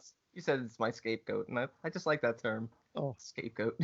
I like rape goat. I think that's a better term. Rape goat. I'm going to start saying that instead of scapegoat. Rubbers? What do we need rubbers for? Okay. All right. Mention the nerds. Yes. Is it time for our non-horror review of the show? Oh, I'm ready to go here. I'm ready to have another battle, another 22 I'll shots. tell you this, Christian. I'll tell you what, Christian. If you don't speak up for yourself, I'm not arguing this one because I love this film. So there. Get it before I fucking go mental. Okay, Bone Tomahawk from 2015, written and directed by S. Craig Zahler? Not sure how you pronounce his last name, but he's a good director and writer. In the dying days of the Old West, an elderly sheriff and his posse set out to rescue their town's doctor from cannibalistic cave dwellers. Well, it's actually not the town doctor. She basically assumes the responsibility as the town doctor because the town doctor's drunk, and it's also a deputy and a wanted man. Purvis. The town doctor is drunk? The town doctor was a drunk. That's why Mrs. O'Dwyer was sent. She's not the town doctor. I don't know who she was. Did they show this town doctor being drunk? This is your favorite movie. Oh my God. They said, go get the town doctor if he's not too drunk. He was too drunk, so they went and got Mrs. Dwyer instead. What I'm saying is there a scene... They never showed the town doctor. Okay, just want to make sure, because a throwaway line like that, I'm not going to remember. Go, the town doctor's drunk. Okay, whatever. Okay. There's so many great lines in this movie. There's so many great fucking lines in this movie, and I'm the first half, the dialogue is coming at you fast and furious, and I just fucking love it. So the fact that I missed one little line like that, that's fine, because this is written so well, the dialogue is written so well that I'm just so blown away by most of what they're saying. Yeah, this is another character-driven film with terrific dialogue. Boy, it's definitely a slow build in terms of the horror, but it's there, and you certainly care about these characters. And that opening scene, just that sound, the sound design on this one, and the sound quality on this one. I had the volume on my TV. I watched it on the TV. I had the volume on my TV 10 clicks lower because I normally keep it at like a 42 level according to my soundbar. I had it at 32 because it was so loud. I had this shit up, and it does sound great. And when you hear the hooves of the horses going the way and even the opening frame of this movie, there is a fly buzzing. You hear a fly buzz. Yeah, and great sound design. My cat was chilling out. Oreo was chilling out in my lap, just sitting here, getting tired and everything, maybe even about to go to sleep. And all of a sudden, when the movie began and he heard that fly buzz in the movie, he got right up and he thought there was a fucking fly. And he ran right out the room because he thought there was a fly. And then he started singing, "Shoo fly, don't bother me. Shoo fly, don't bother." You guys make it sound like I hate the movie. I don't hate the movie. I just think the horror is very little in said movie. It is truly a Western with a horrific, not even third act, just ending. A Western or a Western? with a horrific third act, and even that, it's a 2 hour 10-minute movie, and a half an hour of it is a horror film. It's slightly horrific. Let me tell you this. Let me throw this at you. Let's say this movie. I think the fact that this movie is has the Western setup, I think it dissuades some people, including you, from taking it as a horror movie. Let's say this movie was set in modern day and it's kids. And there's fucking one guy has a girlfriend and the other three Do not. And the one guy's girlfriend suddenly gets kidnapped. A similar type of situation. Say what you will. Gets kidnapped by these things, and we find out that they're these fucking cave-dwelling troglodytes. They're probably cannibals. They may be fucking offspring of who knows They're what. chuds. They're So they're out there. Humanistic undead dwellers. That's that too. So that's what they are. It's how is it that much different than a movie like what's that fucking thing? The Wrong Turn. Okay, one girl gets kidnapped. They're taken away by these things, and then this one kid who's the stable boy walks into the freaking stable, and that is 100% a horror kill. You hear the music. He's looking around. He's nervous. Is there a noise here? And next thing you know, he get his throat slit and a freaking thing right in his head. Straight up horror movie kill. Let's say. When was this?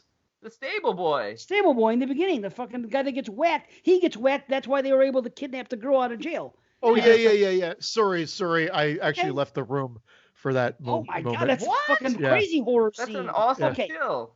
God damn Wow. it, you So let's troglodyte.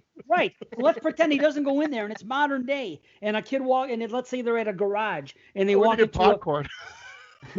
They walk into a garage and he hears chains rattling in a car garage. Maybe it's modern day. Instead of it being a saloon, it's a fucking whatever, and it's attached to a mechanic's garage. And a kid walks in there and he gets killed. And the next thing you know, we find out that the girl is kidnapped. The teenage girl is kidnapped. And these three friends are going to go out and rescue her. And then when they get there at the end, they fucking have this face down and someone's killed violently.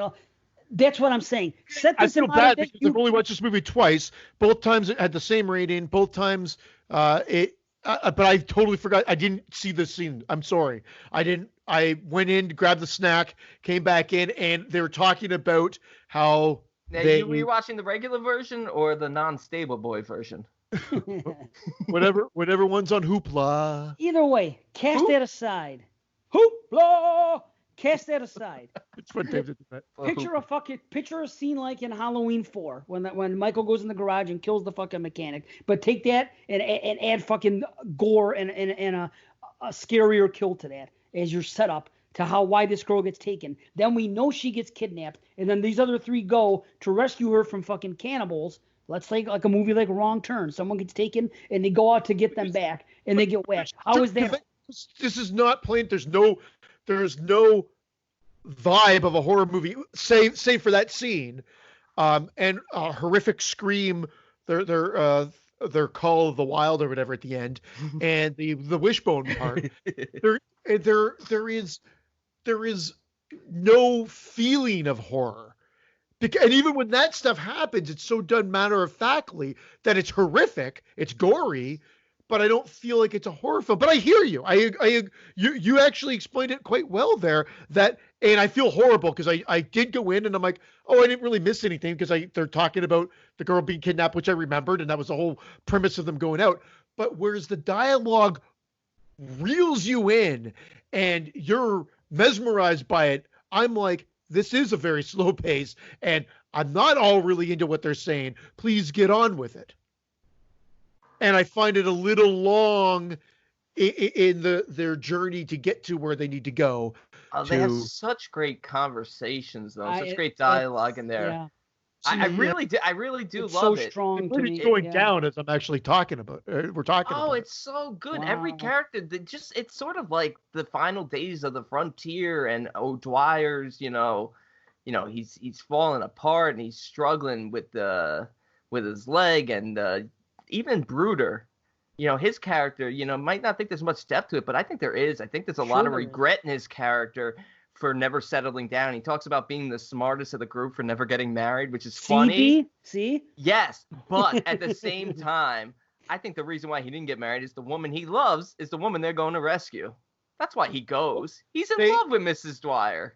Good I mean, call. that's He even talks about how he made a pass at her years ago, but she rejected him. You're right. Wow. Holy fuck. So there's a hidden love story there, and Chick and Sheriff Hunt. I think that's pretty overt. Actually, I mean, I got that feeling too. I don't think it's hidden. I mean, never there's realized three references in the film that they allude to that. There is good dialogue when they're in the when the native Indians in the saloon or wherever. That's Crow Daddy. That's Crow Daddy from Dr. Sleep. Yeah, that's crazy.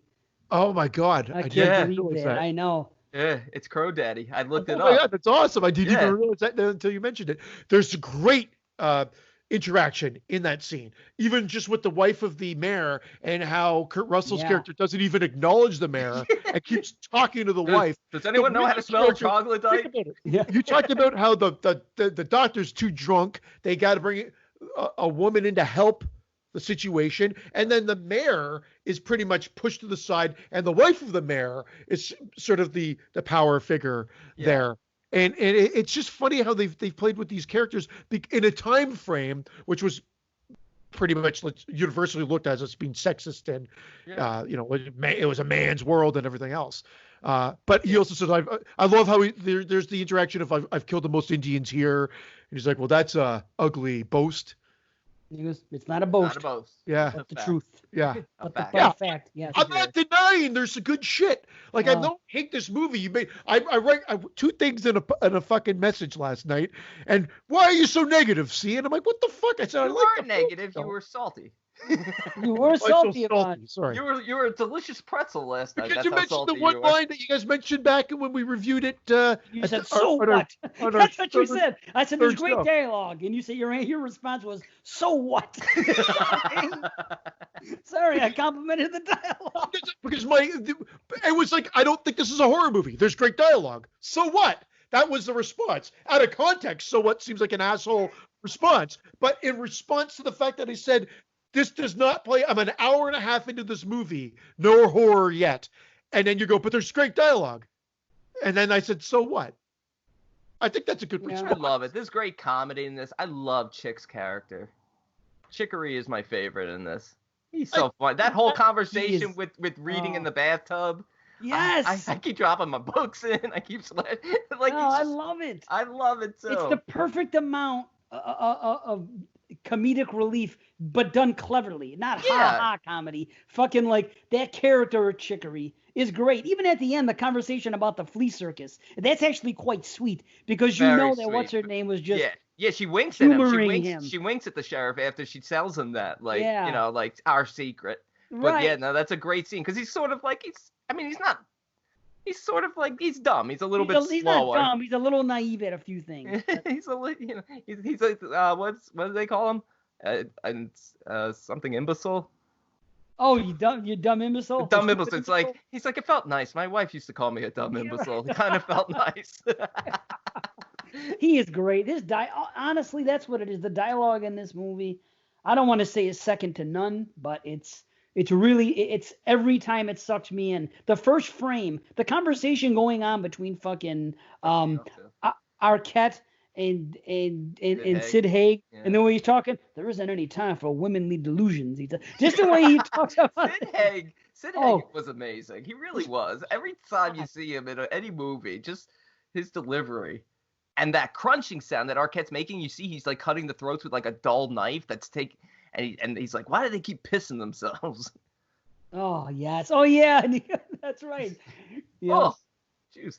You didn't cut this one deep enough. And he goes, there's too much blood. He goes, it's the same amount of blood everybody has or something like that. It's great. Just, I don't see movies like that with the dialogue that I'm hooked on beginning. Yes, a Tarantino movie in a lot of cases, of course. But a fucking horror movie, to me, that comes out of nowhere, to me, that I just put in, not expecting anything. Someone says, this is a movie, it's a horror movie set in Western time. Okay, I'm going to put it on. What's it going to be? I don't know. And I see this type of writing, I don't know. Dude, this is very Kurt Russell in Hateful Eight in Tarantino, which is one of my favorite Tarantino movies. This is better than Hateful Eight to me. I don't know if I'd go that far. Yeah. I love everything Tarantino, but I love the scene where Kurt Russell is in the bar and the guy's asking about the horses. He's like, you ask about the horses again, I'll slap you red. Yes, I love it. I'll slap you red. I was like, that is so Tarantino-esque. Dude, there's like 20 minutes I could talk just of dialogue, so I won't. But I'm saying that's just how good I think it is. I could have taken fucking notes for an hour's worth of notes just with the dialogue, just some of the quips that these people say and just the terminology that's used and how clever it is. I don't see things written like this. Yeah, the Manifest Destiny, talking about those Mexican guys being armed when it turns out he meant armed with crucifixes. Yes, sort of, he says. Yes. Yeah. There's some really, I'm more drawn to this like Christian. I do see your argument. I almost kind of agree. It really doesn't really become full out horror till the last 25 minutes. But no, you misunderstood me. I don't even think it becomes full out horror. I think it has horrific elements in the last part. Yeah, okay. Very gruesome part. I like the movie, guys. It's not horror, as I don't like the film, but I also don't put it on a pedestal where you guys are putting it. That's why I stopped short, because I don't want to shit on the movie. I did that with The Craft. I stopped short. At the end of the day, if I don't, it's just what again, it's the feeling we all have whenever we watch a film. I like the film, but I don't escalate it to great. You can't stop short though. That's my move. You just come short. I'm just engaged from the first frame to the end. Again, just like with The Craft, but for completely different reasons. This to me is like filmmaking on a different level. This is like I said, it's like watching a Tarantino film. Like I watched this and I was blown away, and I've watched it twice since. I watched The Hateful Eight one time, and yes, I think it's great. I think everything Tarantino is great, but I haven't had a yearning to go back to it. It didn't blow me away the way this did. That's what I'm saying. Not many movies have where someone says, "What's some of the best dialogue you've seen in a film that you've loved, beginning to end?" This is that movie. It's just. It checks all the boxes. Maybe because of the horror. I can't go better than Tarantino films. I mean, even Once Upon a Time in Hollywood, I think might be the best film from last year. I just saw it last week and I thought it was great. I'm not ready to say what the best one is. I'm a Kill Bill guy, so that's a whole different thing with me. But I mean, I don't know. I can't explain it. This movie just takes it. It checks all the boxes. It has all this good stuff. Dialogue I respect. Actors that I think is great.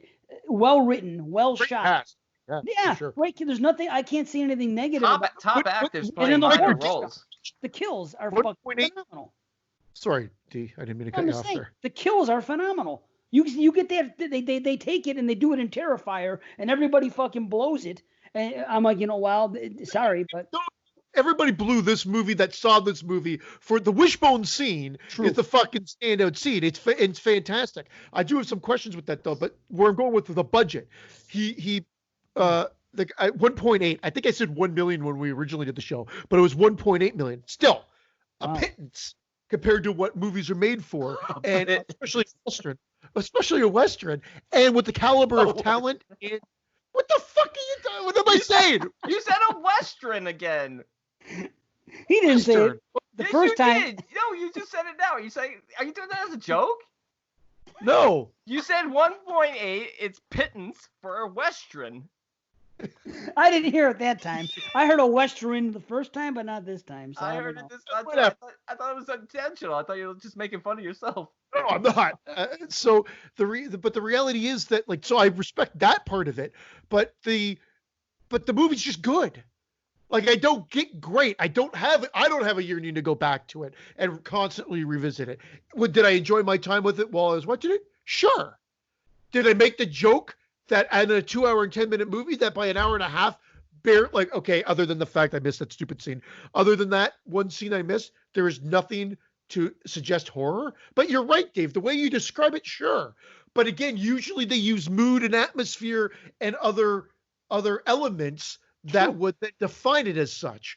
This is a Western through and through with horrific elements sprinkled into the end part. Doesn't take away from the movie. That's just my viewpoint on it.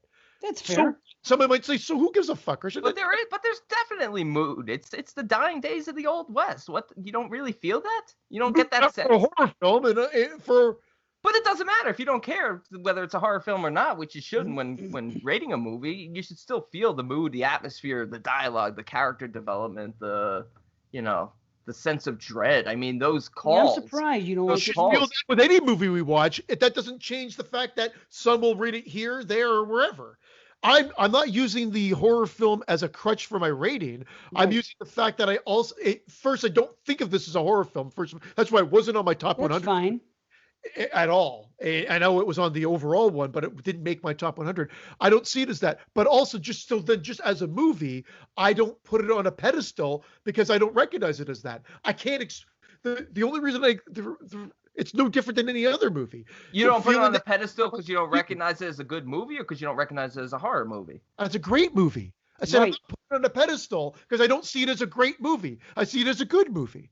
Yes, and that's the part that's surprising. I'm Yeah. okay that he doesn't think it's a horror movie. Yeah. I'm a little bit surprised that he doesn't see it as a great movie. I'm kind of shocked. I'm kind of shocked too. I'm Right. really, that he doesn't recognize the great elements of it.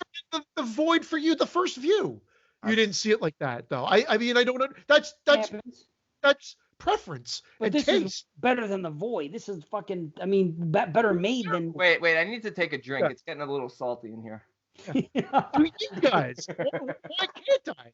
Someone hates The Shining. There are people that hate The Shining. And I'd be surprised at that. I get it. There are people that hate that. I'm just surprised, knowing you as I know you, and knowing that you appreciate good filmmaking and dialogue and techniques of an excellent film, which that's what I feel this is, and that's what I think maybe B is saying, that you aren't seeing it from that perspective. That's I think from a technical standpoint, I'm surprised you're not seeing seeing more positives. I don't. That's what I think. You're allowed to hate it. You can give it a zero. That's fine. I don't, but I don't. And it's just that, because I get a little bored. Is I guess where I'm going with it. I can't explain. I can't explain it. I get bored. Right. Some people are bored with The Shining. I can't explain this. I get a little bored. I really can't explain. Wait, let me try to explain it. I get a little bored. True. No, I get that. I'm just surprised. We've watched plenty of slow movies. It happens. Sometimes I get bored with a movie that you think is fucking top of the mops. I don't know. I try to get my wife to watch Blowout and see Brian De Palma's Blowout for the masterpiece that I think it is, and she does not she hates the movie. She hates it. She doesn't even think it's good. She hates it. But I love that. But it's just a way a different movie looks. Look, we don't take an overall, we all take our personalities come into play here. We all see it. I guess you're just surprised based on some of the movies I've liked in the past that I don't put it on that pedestal, but I just don't see it. I went in by myself, watched the whole movie by myself, no interruptions other than me going to go get a drink and a snack. Missing a pivotal scene. And missing a sequence. And I went back to listen to the year-end show, our third show. Third episode of it. And I said, holy shit, I agree with almost everything I say in that episode. That other than I was on board a little more so with the dialogue out of the gate, but everything else kind of paralleled my exact same feeling. That's such a Dave move. I went back and I listened to myself, and I agreed 100% with myself. That was really funny. Okay. Nothing's changed. That sound pricky, but taking that, it just, I don't usually do that, but I remembered it was your number one, Dave, and I remember being like, where did this movie come from? Because we had heard it, but I mean, it was kind of like I was shocked it was your number one, I think, because I don't think we were only 3 shows in. So it wasn't like a big build for the year or anything like that, right? So it came out of nowhere. And then it was great. And then I checked it out, and we checked it out before the show, and I liked it, but I didn't love it. Yeah. This keeps happening. The same thing happened with Brimstone, and the same thing happened with Suspiria with me. You were surprised each time. You went back and watched each of them, and you thought, from what I can gather, you thought that they were all good but not great, and definitely 2 of them weren't horror. That's Bone Tomahawk I did watch for the show. I stand corrected. Okay. It was Brimstone and Suspiria that were after the fact. But Krampus I didn't see, and Krampus was my number 2 of the decade. There you have it. And that was fantastic. Where did Krampus rank? Krampus.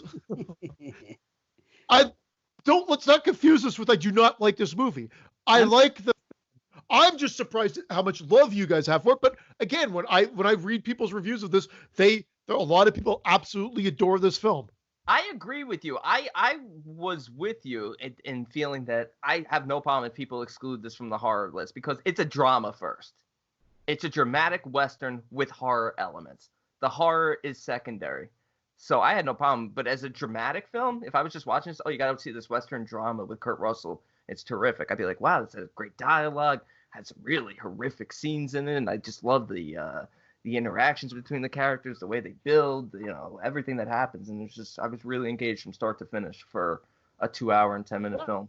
This is quality to the point that I can recommend it to people I work with and feel confident. Like I gave my boss recommendations the other day, about 2 weeks ago, and they were streaming suggestions. And one of them, here's what they were. They were Brimstone, which you watch and loved, by the way. It was Brimstone. It was this movie here, Bone Tomahawk. It was The Invitation. What were the other ones? There was a couple. I have to get back to you. All the fringe films. Yes, they were fringy type films, but to me, they were the type of movie that I could recommend to anybody who likes movies because I think that they are just great movies, that I respect them to that level. Like, I mean, there are other Western movies that are horror. Oh my God. I wouldn't actually, I will actually say, if I recommended this to people, people would say, man, that was boring. Wow. A lot of people, I think. If I went to work and did that, not knowing, if they said, "Oh, you like horror films or you like movies, what movies would you recommend?" Well, first, it wouldn't be on my list just based on the ranking of the film. Yeah. Right. It's Apostle and The Ritual were the other ones I recommended. Yeah, I love The Apostle and The Ritual. And that's what I'm saying. She's not necessarily a horror fan. Yes, she watches some horror, but I'm like, to me, those movies, The Invitation, Apostle, Ritual, Brimstone, and Bone Tomahawk, I would recommend as excellent films that I have no problem recommending them to anybody. And you know what they all have in common? Really well-written characters. Right. They're good films. They're great films to me. Yeah, you could really engage with the character and not even care about the genre of the film you're watching. And that's what makes those great. They kind of transcend the genre that they're trying to fall into. I understand where Christian's coming from, even from saying that some people might find it boring. I think it's just sort of that Western feel that a lot of Westerns have. It's a very somber atmosphere. I mean, this movie, the way it ends, it's fine with me. I like the ending, but it just sort of ends. There's really no... It's not grand. These don't build to like grand sort of like everything's gonna be amazing now. He sort of hints to Chicory to have a talk with O'Dwyer, meaning I think he's gonna try to make O'Dwyer the new sheriff at the end, because they got to go back to the town, and obviously the sheriff, the deputy, everyone's dead, so probably O'Dwyer will take over as the town sheriff, and life will resume. But Is this clan supposed to clan? Oh my God, here we go again. Is this group of cannibalistic cave dwellers? Are they supposed to be primate? Are they obviously they have some sort of intelligence level? I don't get it. That's why I think they're monstrous. I don't think that they're just necessarily human. I think there's something else about them. And because they don't mind torturing. Because torture seemed weird as a instinct for them. Instead of just killing it's just evil and matter of fact and to the point, and they split them and tear them and then get what they need from them. But by slicing open Kurt Russell's stomach and then sticking the hot canteen into him. Well, they had figured out that he had done something with the canteen. So at that point they were mad. It was punishment because he dragged out the other dead one, because she even says one of them's going to die, one of them's going to be knocked out for a while, and one of them's going to be unaffected. And they dragged the dead guy out there. And so it's punishment. It's weird. I find that they're very primitive. Their skills lie in hunting and ambushing, and there is a sort of intelligence amongst each other in terms of communicating. They came up with this weird fucking whistle they made out of human bones that they fucking surgically put into their throats. That's crazy. I don't know how they did that, but it's cool. And it's nasty, especially when they cut one out and it's all like sinewy and they're ripping like the tendons off. Oh. Why? That's a question I have. Why would he take that thing? Because he wanted to be able to call to them. He saw that's how they were calling. Yeah, so he wanted to get the upper hand. Device, no? Yeah, I thought that was it. It was. Let me explain. To draw them to him. Yeah. Hold on a minute. He does that before he knows that's what it is. When he's looking down at it and he sees it on the neck, he says to himself out loud, "What's this, jewelry?" he says, and then he just decides to cut into it. Yeah, but I think he realizes as he's cutting into it that it's in their trachea, and it's the way they communicate, because they hear those screeches throughout the movie and they're haunting. So he's a smart man. So I mean, it was weird. He did say that jewelry comment. I just weird. It almost would have been better if he hadn't said that. That's what I'm saying. It led to confusion. I'm like, well, if it's jewelry, why do you want it so bad? I understand what it leads to later. And that thing, those screeches are so loud, that's what leads me to believe that everything here isn't human. And then later on, when they show that pregnant woman or whatever the fuck it is, with that torso sitting there doing that thing, I'm like, what the fuck is that? That's like horrific shit. I don't know. They keep two females to keep their tribe growing. They keep them crippled and blinded. They had wooden stakes in their eyes. They're blinded. They're amputated. And they're basically just sex machines in order to give birth. Wow. How about when he says, "Are any of you Sama ballistic?" And he says, "That's private." He's asking if they're sleepwalkers. Yeah. Little things like that throughout the whole film are they're just so much fun, and most of it comes from Chicory. Yeah, but I mean, Chicory's great. all the character development, everything with what's his name, with Bruder, and the thing when his horse Saucer goes down, and Oh my right? God. That's sad. Yeah. That Yeah. scene is really. Thank you for all your service, or yeah, thank you for your services. services. Yeah. And then I like the way Oh. he trained his horse to be bigoted though. trade him to be bigot.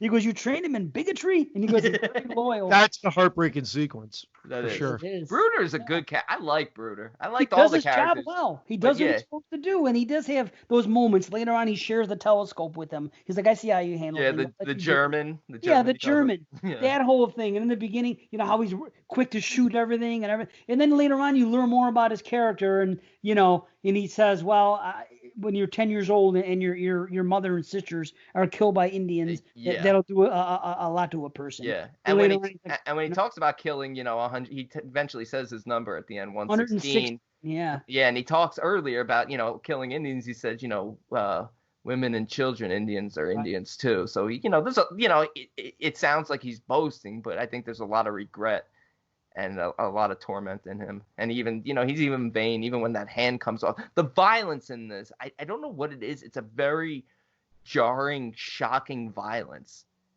It almost like it's disorienting. You know what I mean? Yep. It's kind of like I see. I see it more matter of factly, which makes it disturbing in itself. Whereas it's just so. This is my daily routine. However, it's splitting somebody in half. Yeah, but I'm going to I slice find his it shocking. stomach up. Yeah, I sorry. find it shocking as an audience member. I almost feel like I've been whacked over the head, like I'm seeing stars. Like I'm like, Tomahawk? whoa.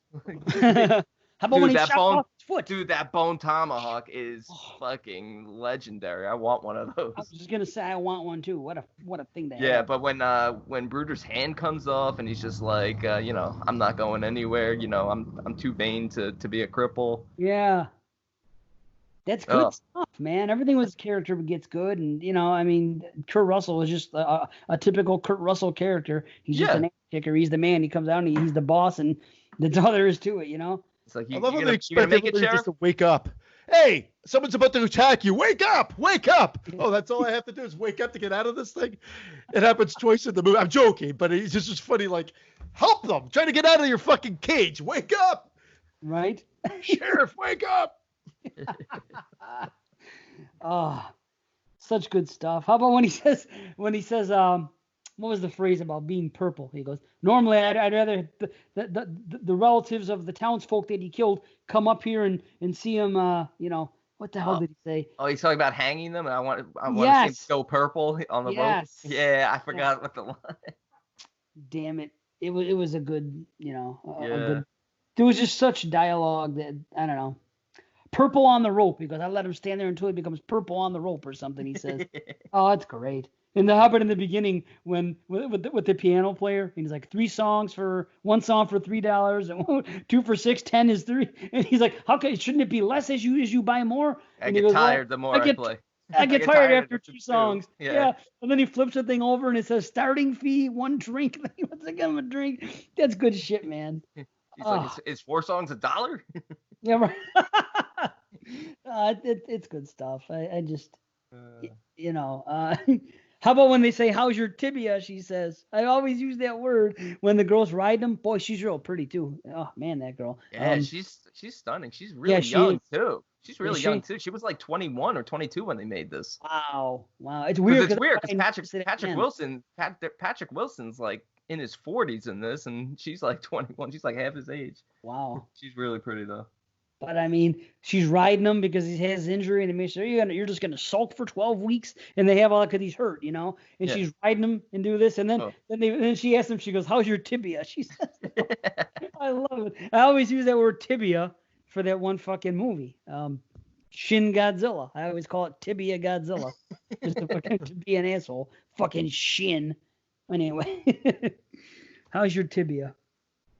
And the scalp at the end when they fucking, oh my god, and they feed it to him, his own fucking. Oh yeah, they shove it in his mouth before they fucking wishbone him. And Kurt Russell telling him that the cavalry's coming, and Chick's like, "Is that true?" Yeah, right.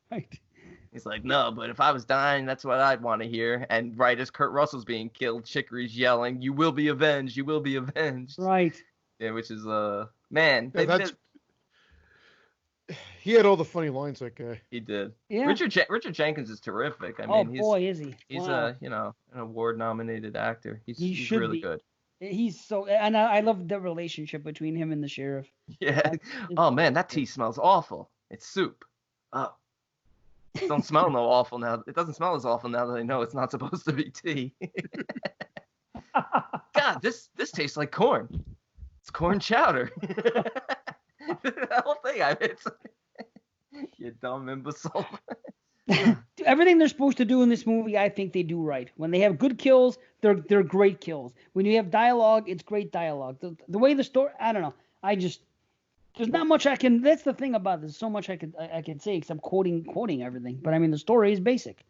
You know, she's kidnapped and they go to freaking rescue her from the cave. Luckily, they kept her alive, and it's a rescue mission. And those are the best type. I mean, let's face it, those are the best type of stories. It's something that's been told 1,000 times before. How do you tell it differently? Yeah. And again, I just say it's a little slow going. And Brandon, you've even said that too. There's some great dialogue. I won't deny that as well. But just a small recommendation for me. A small recommendation. Okay, so what's your head rating then? A half head explosion.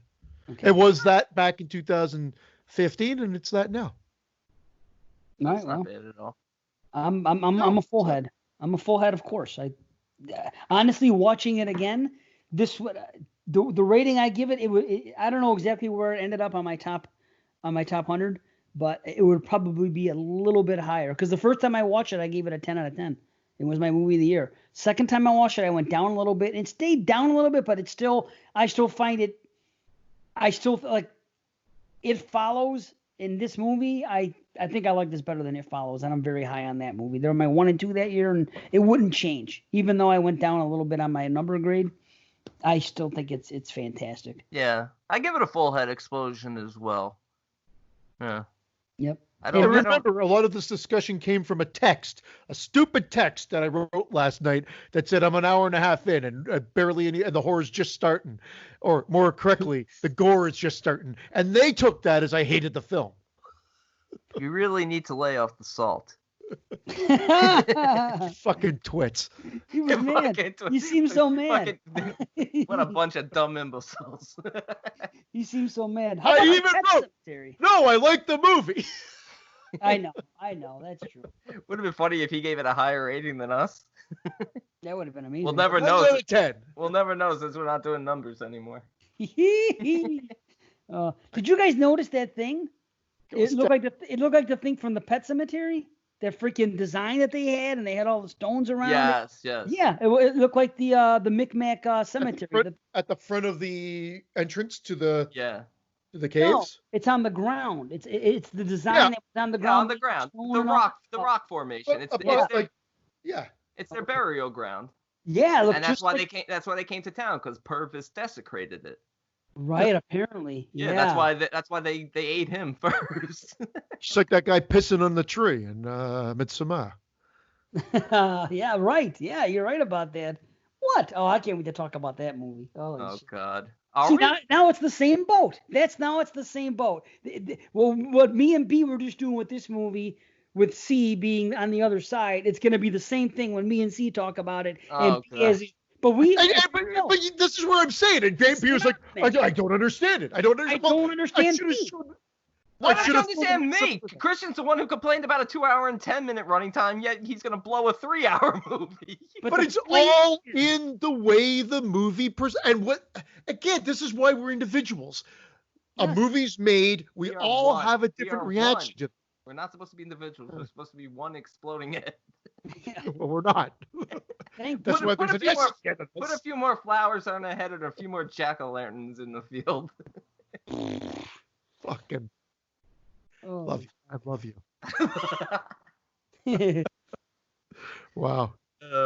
Wow. This was a good WestREN. I really hope when you listen back that you actually said Western, because if not, I feel like a dick. Like, I love when you like. What are you hearing? I keep thinking I'm hearing the same word back. WestREN. WESTREN. Oh, I hear it as you're saying this, B. WESTEREN. WestREN.